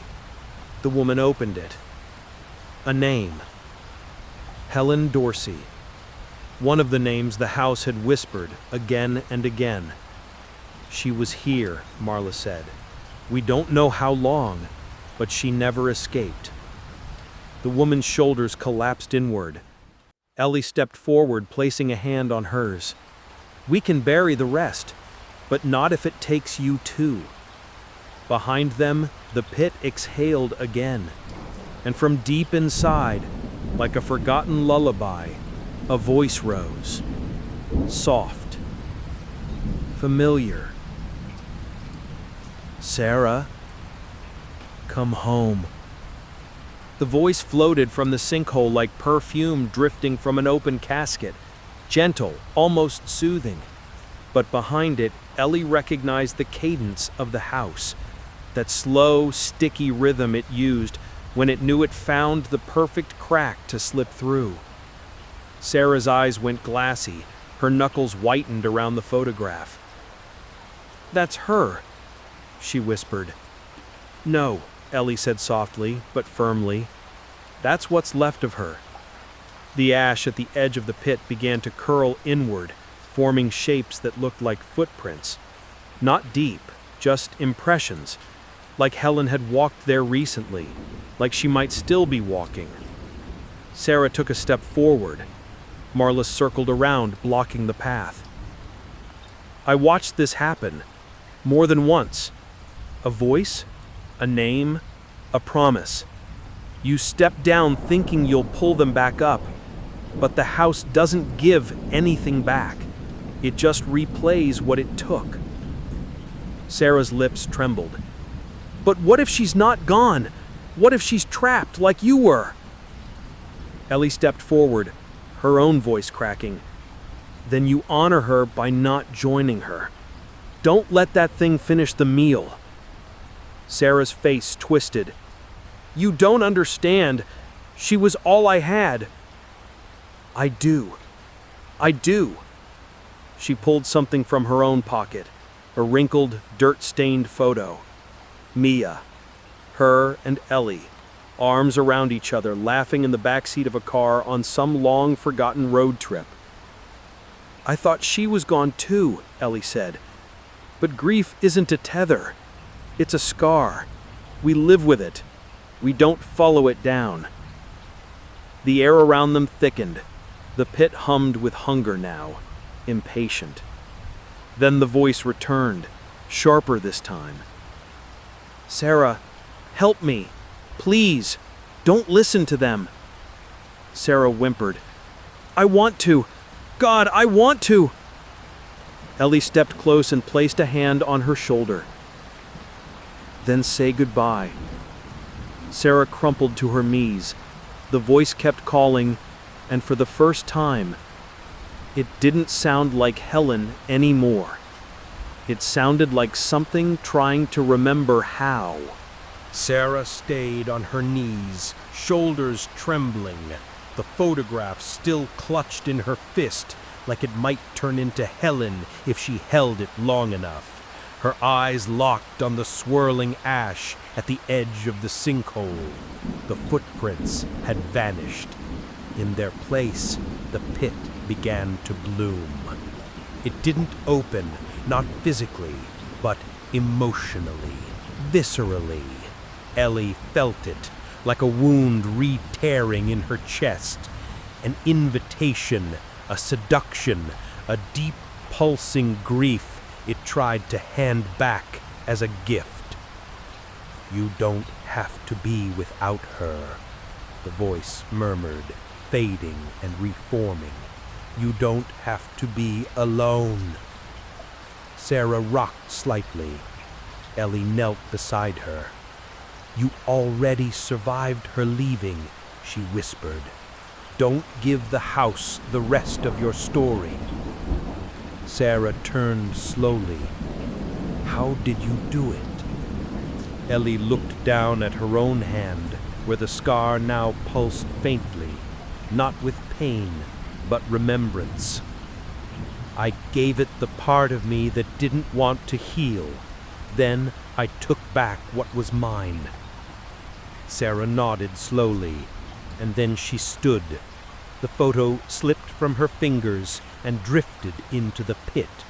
The house hissed. The voice rose in a wail, not Helen's anymore, but a chorus, layered and wrong, desperate, deprived. You can't forget her, it shrieked. I won't, Sarah whispered, but I won't give her to you. And just like that, the pit collapsed in on itself.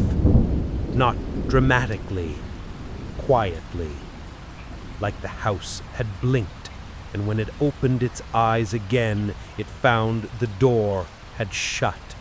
The ash curled into itself, hardened and died. A silence fell, thick and final.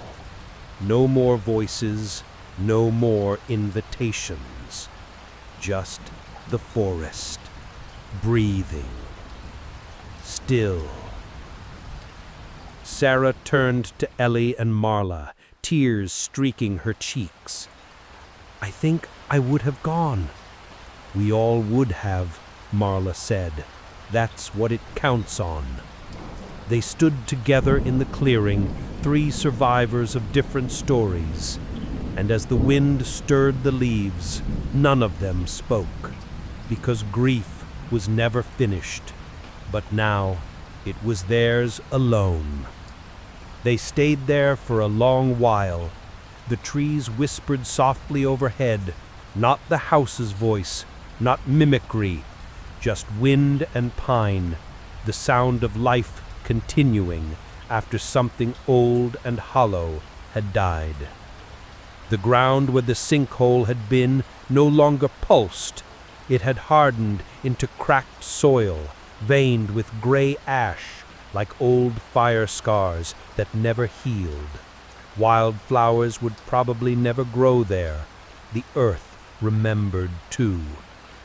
Sarah sat on a fallen log, her face streaked with dried tears, the damp photo long gone beneath the collapsed earth. I keep thinking, she said quietly, that I should have known, that it wasn't her, that I should have felt it. The house speaks with everything you ever loved. Of course you felt her. Marla crouched beside her, expression gentle. Ellie stood a few feet away, scanning the tree line. The air felt clearer now, lighter in her lungs, and yet her skin still prickled, some part of her body expecting a whisper just behind her ear or a flicker of her face in the corner of her eye. It didn't come, but neither did comfort. Do you think anyone else will find this place? She asked. Marla looked toward the ground. Eventually, it always finds another name. Ellie nodded. Then we can't just leave it. What do you mean? I mean, we seal it. Not just physically, story-wise. We make sure no one thinks this is a place they should go. Marla tilted her head. Like salt in the soil? Or planting something else, Ellie said. Something that grows louder than the whispers. They packed what little they had. Marla found stones to ring the perimeter. Sarah, still shaking, helped gather branches. Ellie placed a scrap of fabric, her blood-stained sweater sleeve, at the center of the ring. They stood together as the last light began to fade through the canopy. The pines stirred, and the ash beneath them slept. But just as they turned to leave, a low sound stirred behind them. Not from the earth, from the trees. Something watching. waiting. Ellie turned slowly. The forest had gone still again. Too still.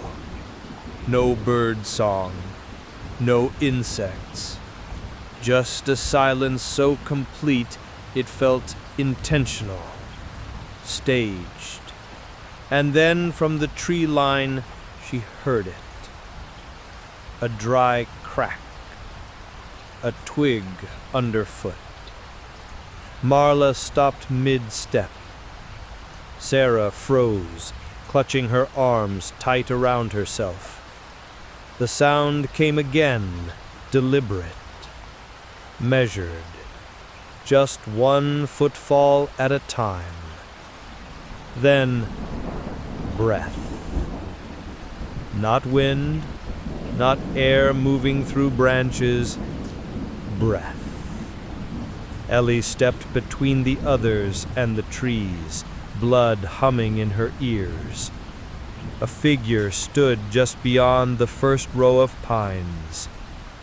Tall, slender, face obscured by shadow, body blurred at the edges like smoke barely held in shape. It didn't speak. It didn't reach. It just listened. "You feel that?" Marla whispered. "It's not calling. It's learning." Ellie nodded. "It doesn't know how to lie yet, but it will." Sarah took a step back. "What is it?" "Something that fed off the house, or something it left behind," Ellie murmured. The figure didn't move, but the forest behind it shifted. Subtly, like trees leaning in to hear better. Then a sound came, not a whisper, a clicking. Fast, sharp, like teeth behind a locked door. Ellie held up her scarred palm, the wound long closed. "You don't get to speak in my voice," she said, steady. The figure tilted its head. Then it mimicked the motion, raising its own hand, but it had no fingers, only tendrils of shadow where a hand should be. Sarah whimpered. "We can't fight it." "No," Marla said, stepping forward, "but we can warn them." Ellie nodded. "We break the cycle. For real." The figure took one step back, into the trees, and vanished. No sound, no parting breath, just absence. But Ellie felt it. It hadn't left. It had gone to listen elsewhere. "Come on," she whispered, "before it finds its next name." And they began to walk. Not toward town, but toward a place where they could tell the truth. They walked until their legs ached and the trees thinned, until birds returned to the air and insects hummed in the grass again, until the forest sounded like a forest and not like something trying to pretend. It was nearly dawn by the time they reached the edge of a forgotten highway, their clothes torn, hands scraped, feet blistered, but alive. Themselves. Sarah sat by the roadside, staring at the horizon like she was afraid it might blink and disappear. Marla scavenged through her old coat pockets, pulling out the tattered notebook she'd carried even down in the tunnels. "Most of it's gone," she said quietly. flipping through waterlogged pages. "Everything I wrote, it bled into the paper." Ellie crouched beside her. "Then we start over." She pulled a pen from her pocket, still there, somehow, after everything. On the first clean page, she wrote in small, deliberate strokes, "The house that whispers." A warning. Then beneath it, "It remembers your voice before you do. Don't speak unless you're sure it's yours." Marla took the pen next. "It will give you what you miss. It will offer warmth with hollow hands." Sarah hesitated, then took the pen with trembling fingers. Her words were slower. "Grief is not a door. Don't let it become one." They passed the notebook between them, filling pages with signs, symptoms, lies the house might tell, the names it had worn, the real names of those it had taken, words that could anchor a stranger if they stumbled too close to where the ground still remembered. They didn't know if anyone would read it, but they knew someone would need to, eventually. Ellie looked down the long, empty stretch of road. "We bury it?" Marla asked. "No," Ellie said. "We plant it." They found an old oak not far from the roadside. Its branches curled low, like arms meant to gather things close. Beneath it, the soil was damp but firm, speckled with acorns and the whisper of wind through dying leaves. "This will do," Ellie said softly. They took turns digging, not deep, but deliberate. Every handful of soil removed felt symbolic, like cutting a small wound into the world and promising not to let it fester. When the hole was ready, Ellie wrapped the notebook in Sarah's old scarf. Its fabric was torn and smoke-stained from their time at the edge of the pit, but it still held warmth. She folded it tightly and placed the bundle into the earth. Then, for a moment, they just sat there. "We should mark it," Sarah said. Marla nodded. She picked a stone from nearby, flat, wide, veined with quartz. She took Ellie's pen and wrote across its face in sharp, etched letters, "If the house calls, don't answer." Beneath that, smaller, "Memory belongs to the living." They placed the stone over the buried notebook and sat back. The air around them felt cleaner. Not innocent, not whole, but cleared. Like something had passed and something else had begun. "I thought I'd never feel the sky again," Sarah whispered. "You won't forget her," Ellie said. "But now you'll know what part is yours and what part was the house." They stood together beneath the old oak, watching the sunrise try to claw its way through a cloudy sky. A new day, a cracked one, but still a day.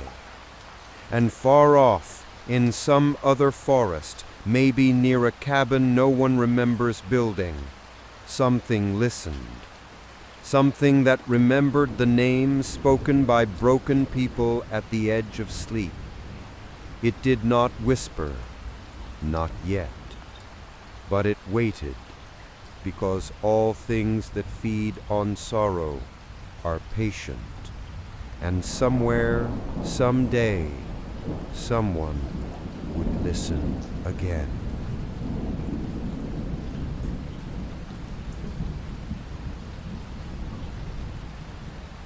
10 years passed. The trees near the old oak grew taller, their roots curling protectively around the bundle of stories buried beneath them. The stone weathered under sun and frost, but the words remained. Hikers passed through now and then. Most never noticed the marker. Some stopped, read the message, and moved on a little more quietly than before. But one day, someone stayed. A man, mid-30s, shoulders hunched, eyes raw in a way no rest could fix. He stood by the tree for a long time. He didn't kneel, he didn't speak. He just stared at the stone like it might blink. He wore grief like a second skin, the kind that hadn't yet turned into memory. Fresh, wounded. Eventually, he reached into his backpack and pulled out a notebook of his own. He sat in the roots of the oak and began to write. Not a warning, a confession. Lines spilled out in jagged loops. She's gone, and I still hear her singing in the hallway. I would give anything to hear her call my name again. I would trade everything for one more day. The wind stirred. The birds grew quiet, and the ground beneath the man's feet shifted just slightly, enough to spill a bit of ash from a place where none should be. He didn't notice. Not yet. But behind him, at the edge of the trees, something began to take shape. Nothing sharp, nothing monstrous. Just a woman, back turned, humming. He blinked and looked up and smiled. "Nora?" he called. She didn't turn. Not yet. And the house, that old hunger beneath the roots, listened. The door hadn't opened, not completely, but it had heard its name, and that was always enough. "Nora," he called again, voice catching in his throat. Still, the woman didn't turn. She stood at the edge of the clearing, back straight, head slightly tilted, as though listening to something deeper than bird song. Her figure shimmered faintly in the light that filtered through the trees. Not supernatural, not dramatic, just wrong in a way that took a few seconds too long to notice. She began to hum. The melody was simple, familiar, a lullaby, one he hadn't heard since the day Nora died. His knees gave out. It wasn't just her voice, it was her rhythm, her breath between notes, the exact hesitation on the third line, where she always forgot the next part and made up something new. He whispered her name again, softer. The humming paused. The woman turned. Her face was shadowed, her features too soft, as though drawn from memory and not from life. Her eyes were dark, unreadable, reflecting nothing. But he didn't see that. He only saw her. "Nora," she smiled. It was almost right. Almost. And still he stepped toward her. Below the forest floor, roots shifted like veins twitching in a dream. The ground beneath the tree, beneath the stone, shivered imperceptibly. The earth hadn't split, not yet, but something beneath it stirred. Because when he said her name again, something said it with him. A beat behind, in a breath that wasn't his. The man paused, frowned, looked around, but the woman was already walking into the trees, and he followed, not quickly, not in panic, just with the certainty of someone who wanted to believe. The oak stood still, the stone was unmoved, but far beneath something curled inward and smiled. The forest swallowed them gently. No snarls of bramble, no twisting vines, just tall pines leaning inward, leaves whispering a tune that mirrored Nora's lullaby in dissonant harmony. The man, his name was Cole, walked like a sleepwalker, as if each step were predetermined. The grief that had kept him anchored to the world had loosened its grip, replaced by the soft pull of something older, something that wanted him to feel like this. Nora's form drifted ahead of him. She didn't speak, didn't look back, but every few steps she tilted her head just so, like she needed him to, like she needed him to. They came to a clearing. It looked like any other part of the woods, untouched, but beneath the earth the roots were different. They spiraled outward in rings, slowly, patiently. The forest floor pulsed faintly, like the last stages of a heartbeat returning to a long-dead limb. Nora stopped at the center. She turned fully now, her face clearer, too symmetrical, too smooth. Her smile didn't reach her eyes. Cole didn't notice. He stepped forward and reached out a shaking hand. "I missed you." The house said nothing. It didn't need to. It let him place his fingers on the fabric of her sleeve. It let him feel warmth, and beneath his feet something opened. The ground didn't crack, it accepted. Cole sank with a sigh, like someone folding into a bed he knew too well. Nora remained above, motionless. Then she slowly dissolved, ash to mist, mist to memory.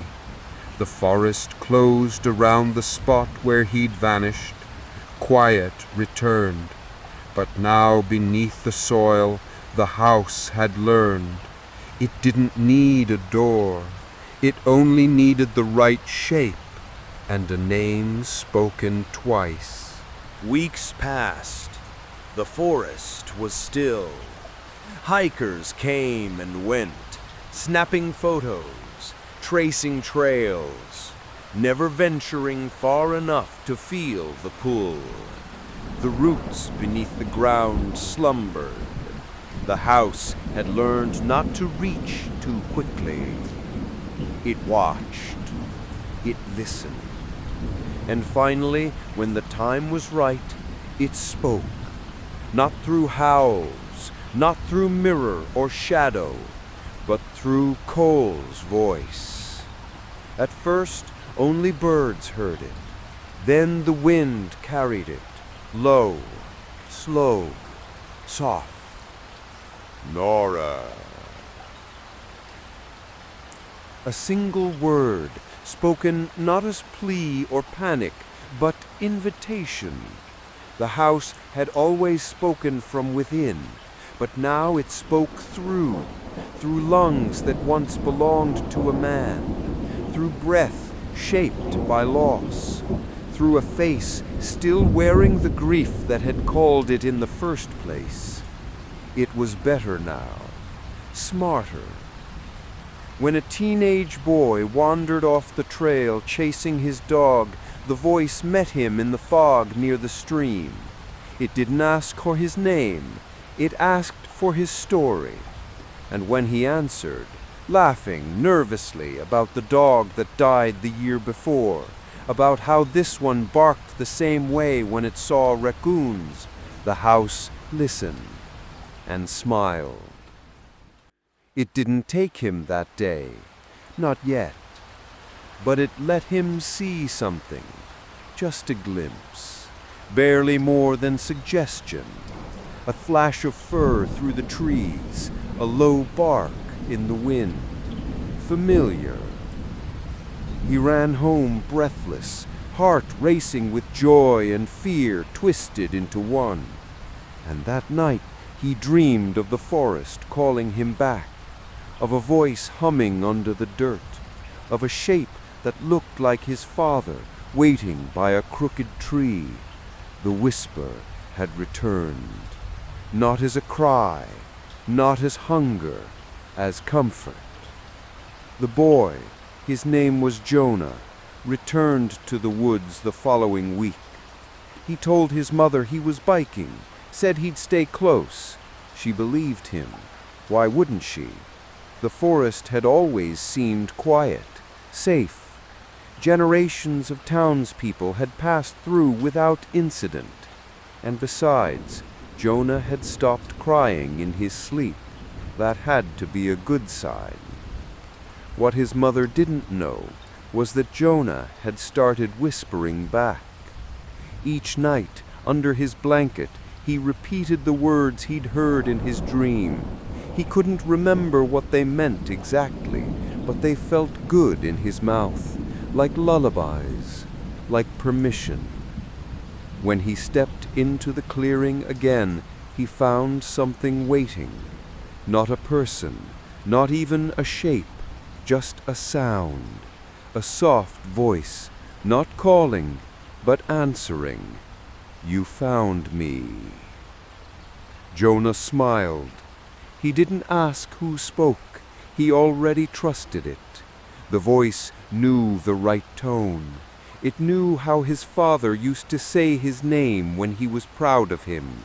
It knew how his mother hummed when she cooked Sunday morning eggs. It knew how to sound like love.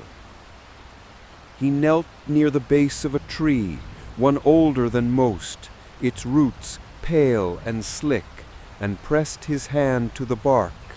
It was warm. "Will you stay?" the voice asked. Jonah nodded. "If you want me to." There was a pause. Then a second voice joined it. Softer, higher, a girl's voice. "We can play now." Jonah blinked. His sister. He hadn't said her name in 3 years, not since the accident. But now she was here. She remembered. He didn't know the tears had started, only that his cheeks were wet.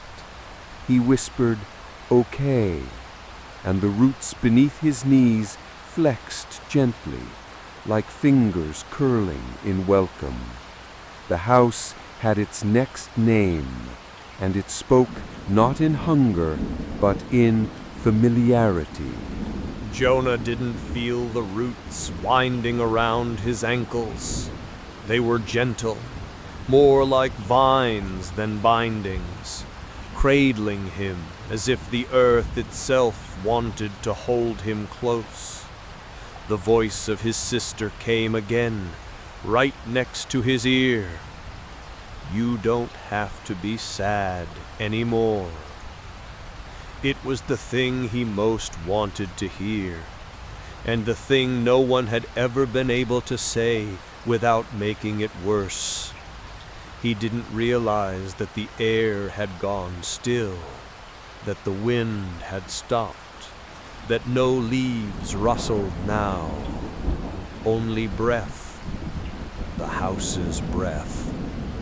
Deep beneath the forest floor, the earth moved, not all at once, just enough. New roots spread, curling around old bones.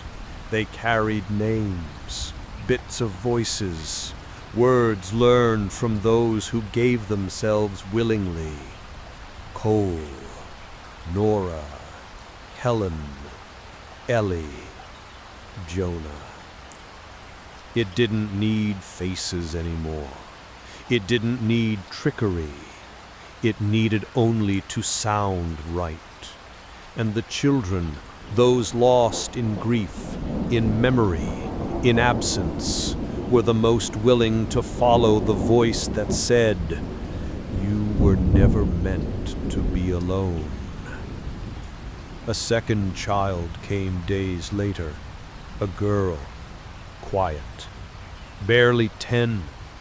She didn't speak much in the waking world, but here among the trees she sang, songs the house had hummed to itself for years.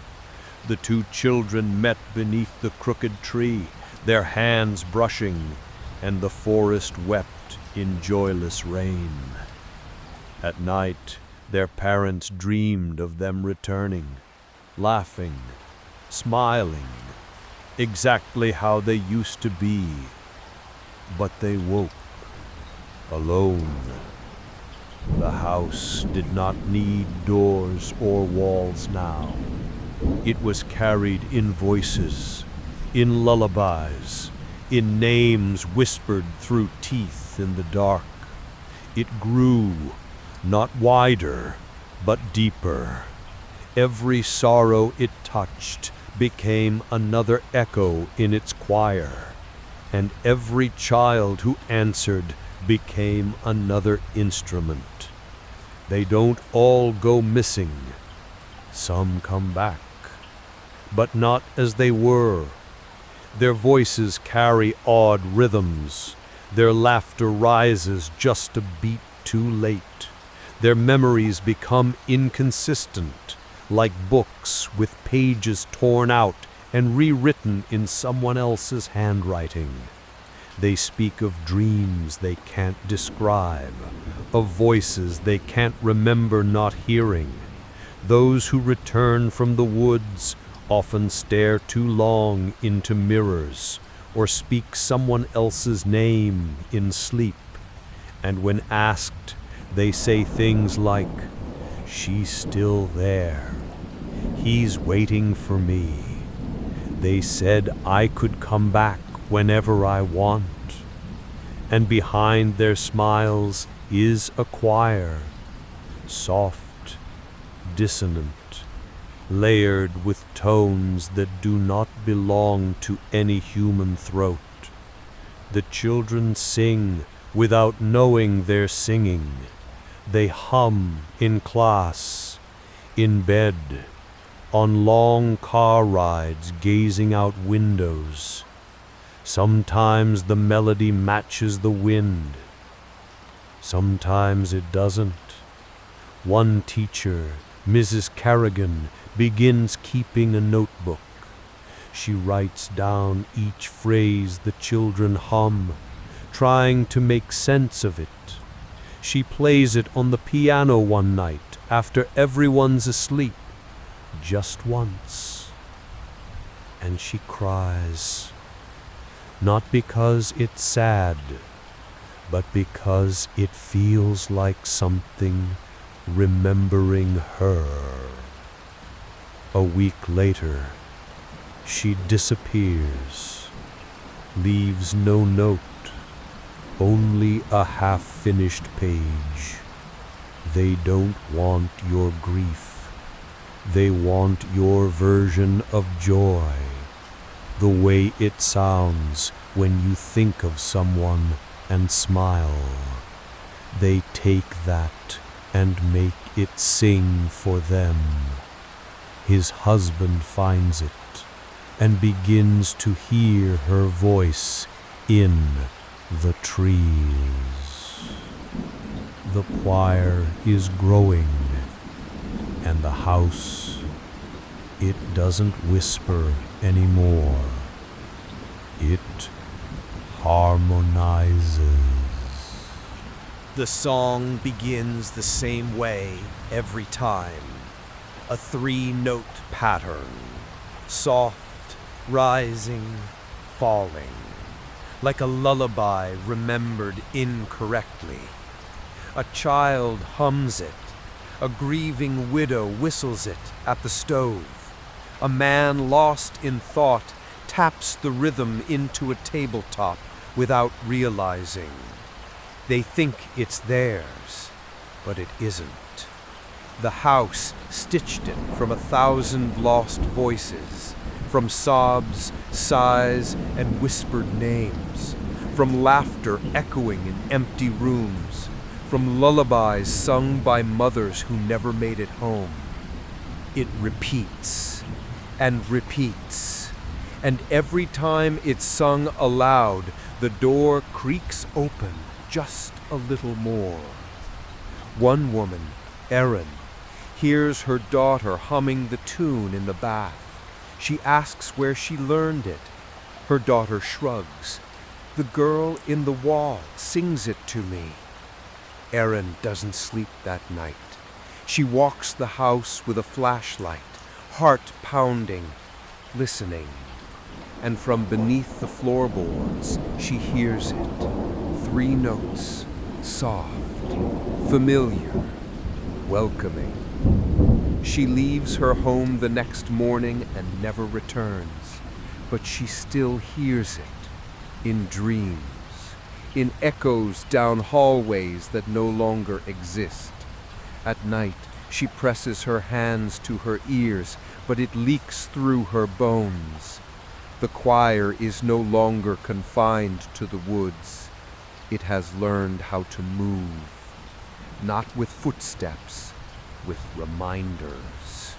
It hides in old voicemail recordings, in forgotten music boxes, in cassette tapes, long buried in closets.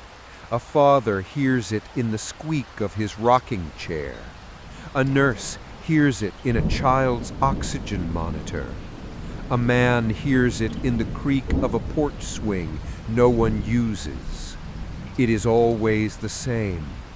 3 notes, rising, falling, waiting.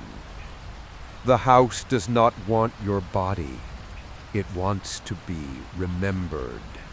The house no longer needs walls. It lives in spaces between memory and silence.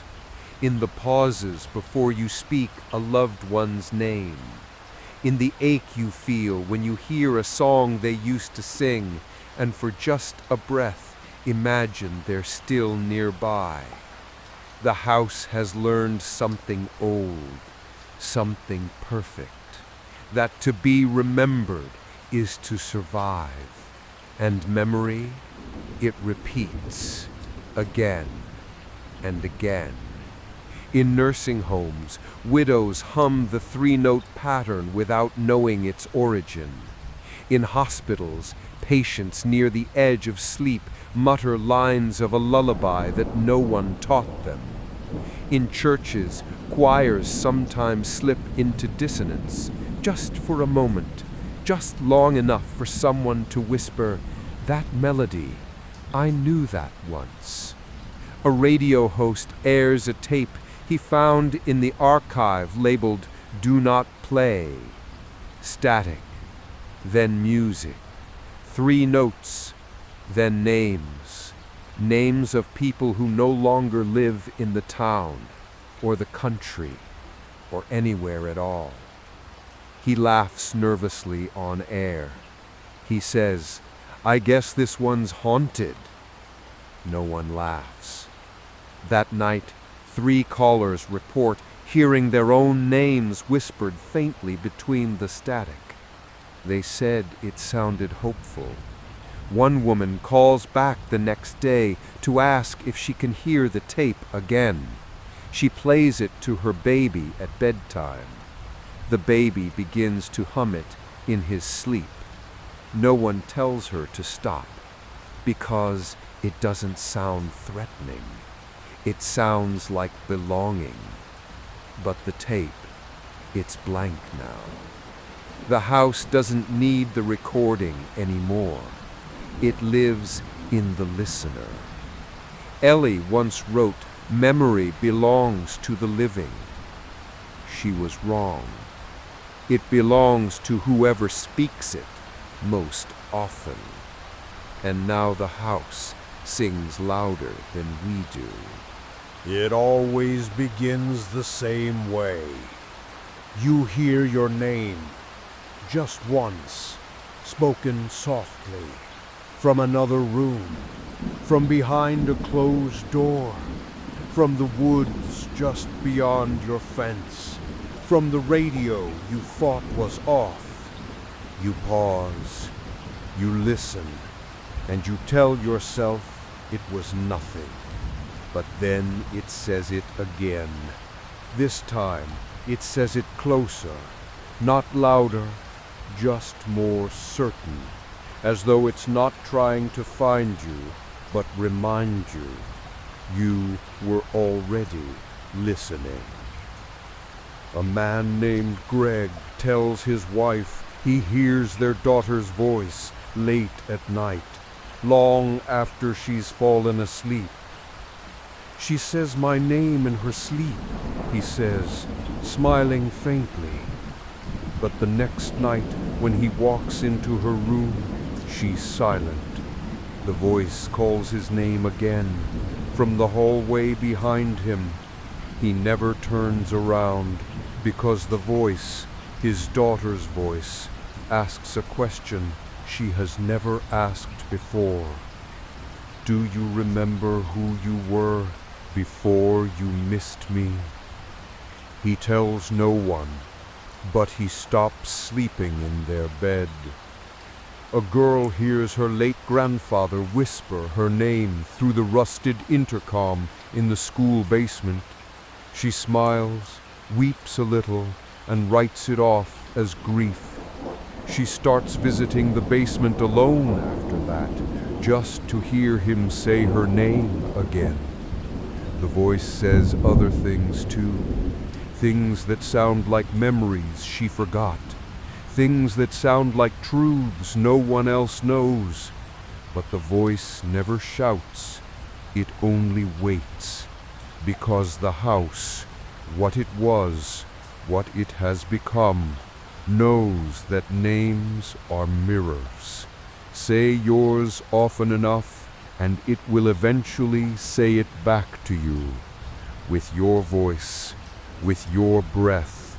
And one night in a mirror, you'll see yourself smile before your face does, and that's how you'll know the house has moved in.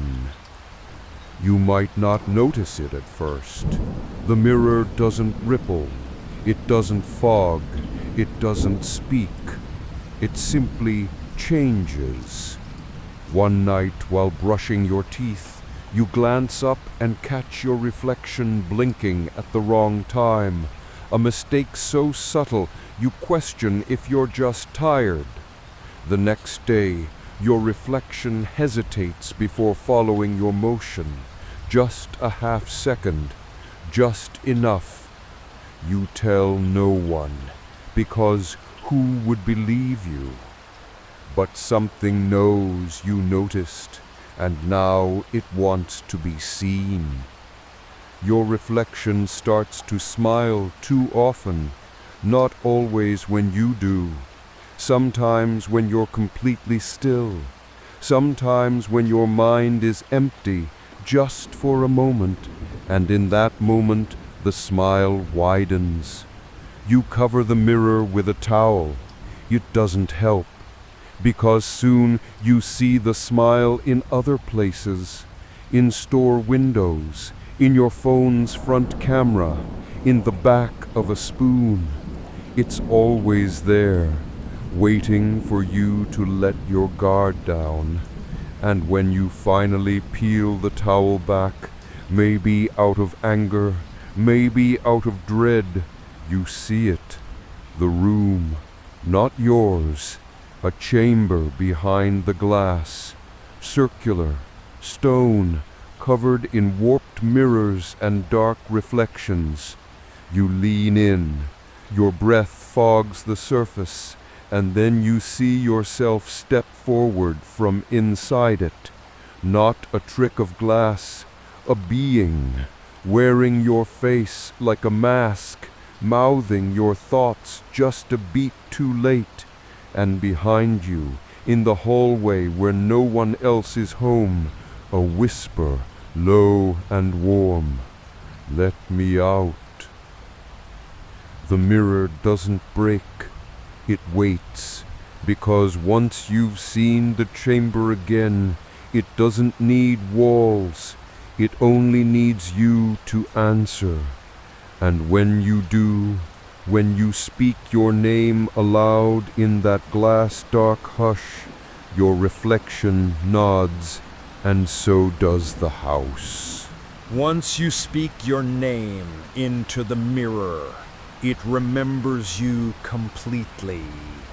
Not just your face, not just your sorrow. It remembers the sound your shoes make on a wooden floor, the way your voice catches when you lie, the exact shape of your grief when you think no one is watching. The house doesn't need to call you anymore, because it's already inside. It shows you things now, flashes, memories you didn't know you'd forgotten. Your grandmother's perfume, the scar on your knee from the bike accident, the exact moment you first felt unloved. You don't dream anymore. You remember, in pieces. And the house hums in the walls, soft, constant, comforting, until one day the invitation arrives. No envelope, no knock, just a door where there wasn't one before. Sometimes it appears in your basement, sometimes behind your closet, sometimes in the mirror itself, the reflection peeling open like fabric. It is old, it is stone, it is waiting. You don't need to be told what it is. You already know, because you've seen it before. In the corner of your eye, in that place between waking and sleep, in your bones, you approach. You place your hand on the doorknob, and the house asks the question it always saves for last. Are you ready to stop remembering? You feel peace, relief, warmth, a place to rest. You can almost hear your name spoken in every room beyond. In love, in longing, in perfect understanding. You might even open the door. Most do, and when they do, they are home. You step through the door. Not because you're tricked, not because you're chased, but because something in you says, "This is mine." And in a way, it is. The air inside is warm, familiar. The scent of cinnamon, rain on old wood, laughter from another room, footsteps from someone you miss. The house isn't empty. It never was. It's filled with voices, not screaming, not crying, speaking, telling stories in your voice, your tone, your rhythm. Memories you'd long forgotten echo from the walls like wind through chimes. I used to sing this song when I was small. She braided my hair every Sunday. He left the lights on when he knew I'd be late. You walk through halls you've never seen but have always known. And the deeper you go, the less you carry. Grief peels away like old wallpaper. Guilt sinks into the floorboards. Regret gets quieter. Until you stand in a wide, windowless chamber, and at its center a pedestal, waiting. Upon it a mirror, cracked in a perfect circle. Your reflection stands there, waiting, smiling gently, no longer hungry, no longer hollow. It looks tired, but peaceful. You reach out, and it touches you back. No delay, no mimicry. It knows you now, because you've given it everything. And the house, it begins to sing, not in parts, not in fragments, but in harmony. A song made of all your names, all your voices, every version of you that ever hoped to be heard. And when you speak one final time, it is not a whisper, it is a joining, a chord struck across time and sorrow and silence. And the house becomes still, not gone, but full. For now.